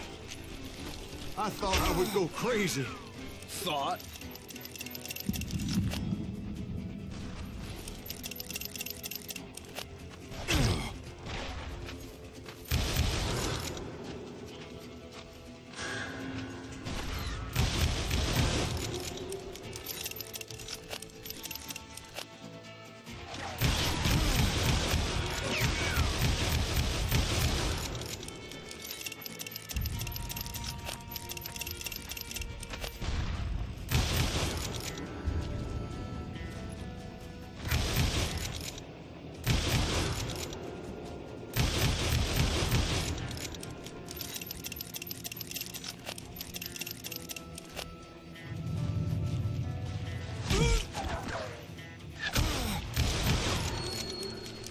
Finally, I saw Harry Alonzo Longabaugh. The Sundance Kid? Like a general leading his Legion of the Dead. You told us before that you'd seen him alive. He was alive.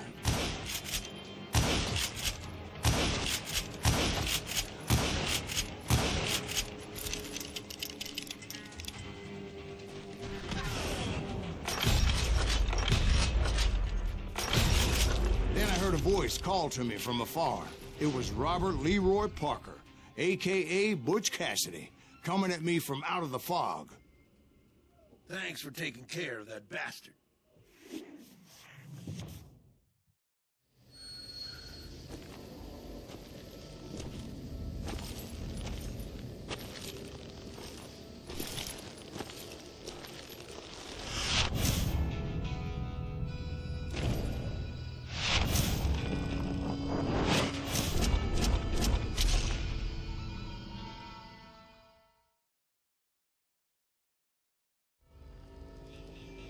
But the kid wasn't quite deceased. Not yet. Takes more than one little bullet to kill the likes of me, partner. Those two looked like they hadn't seen each other for quite a while. Clearly, they were no longer amigos. Shit. I was hoping I wouldn't have to kill you. You won't have to, Butch. I'm killing you first. I asked them about Bob Bryant, but they were too busy with their own heated conversation. Let me get this shit straight.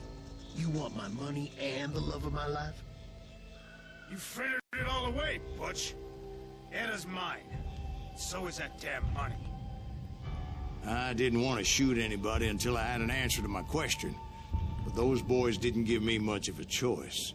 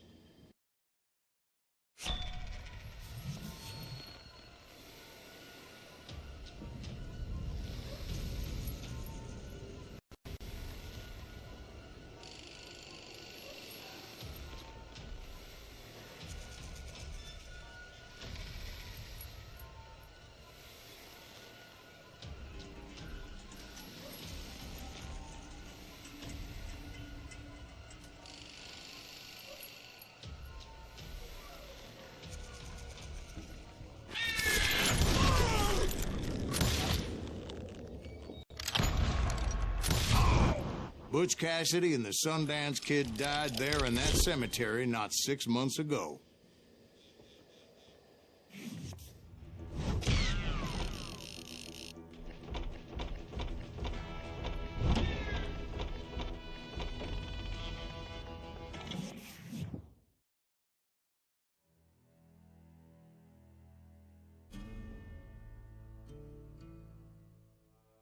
Butch Cassidy and the Sundance Kid were killed by the Bolivian army. Everybody knows that. That's the legend, but it ain't the truth. So, you never found Bob? There is no Bob. This old sumbitch ain't even Silas Greaves. Sir, is that true? Have you been pulling our legs this whole time? Well, not the whole time. Oh, man, I think you've worn out your welcome here. Maybe you're right, Jack. Maybe it's time to pay. You see, Ben, or should I say Bob, your past always catches up with you.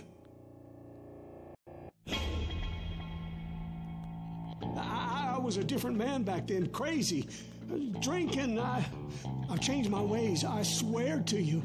If I could turn back the clock, But you can't, Bob.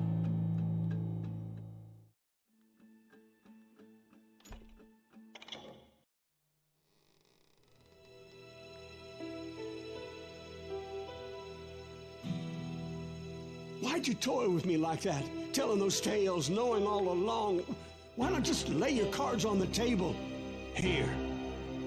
I won't have it said that I left you with nothing. That's how you want it? So be it. Holy shit! Right, Molly, move against that wall. Go!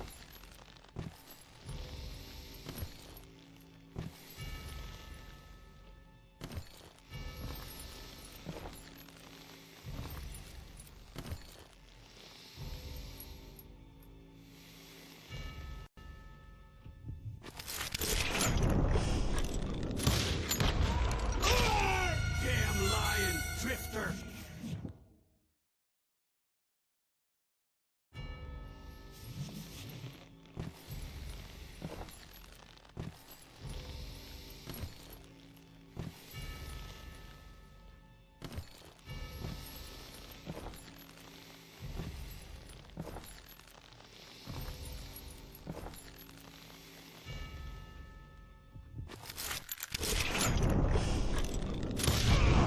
Oh my God! Oh Jesus!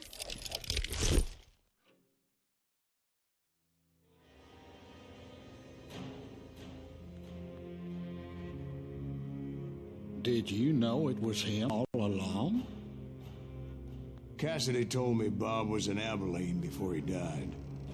But I wasn't sure Ben was my man until he revealed how much he knew about Ringo and Reed. The coin, of course. Well, that was the last nail in that particular coffin. I better go get the sheriff. You okay, boy? You looking mighty shook up. Dwight, maybe you best go home. Young Eisenhower here is leaving for West Point tomorrow. He shouldn't get caught up in something like this. I think I might head out myself at this juncture. Unless you want to stop me, Jack. No, sir, Mr. Greaves. So where are you going now? Now that you had your revenge? Doesn't really matter, does it? As I've sold my soul for it, and will never again walk with those I have lost.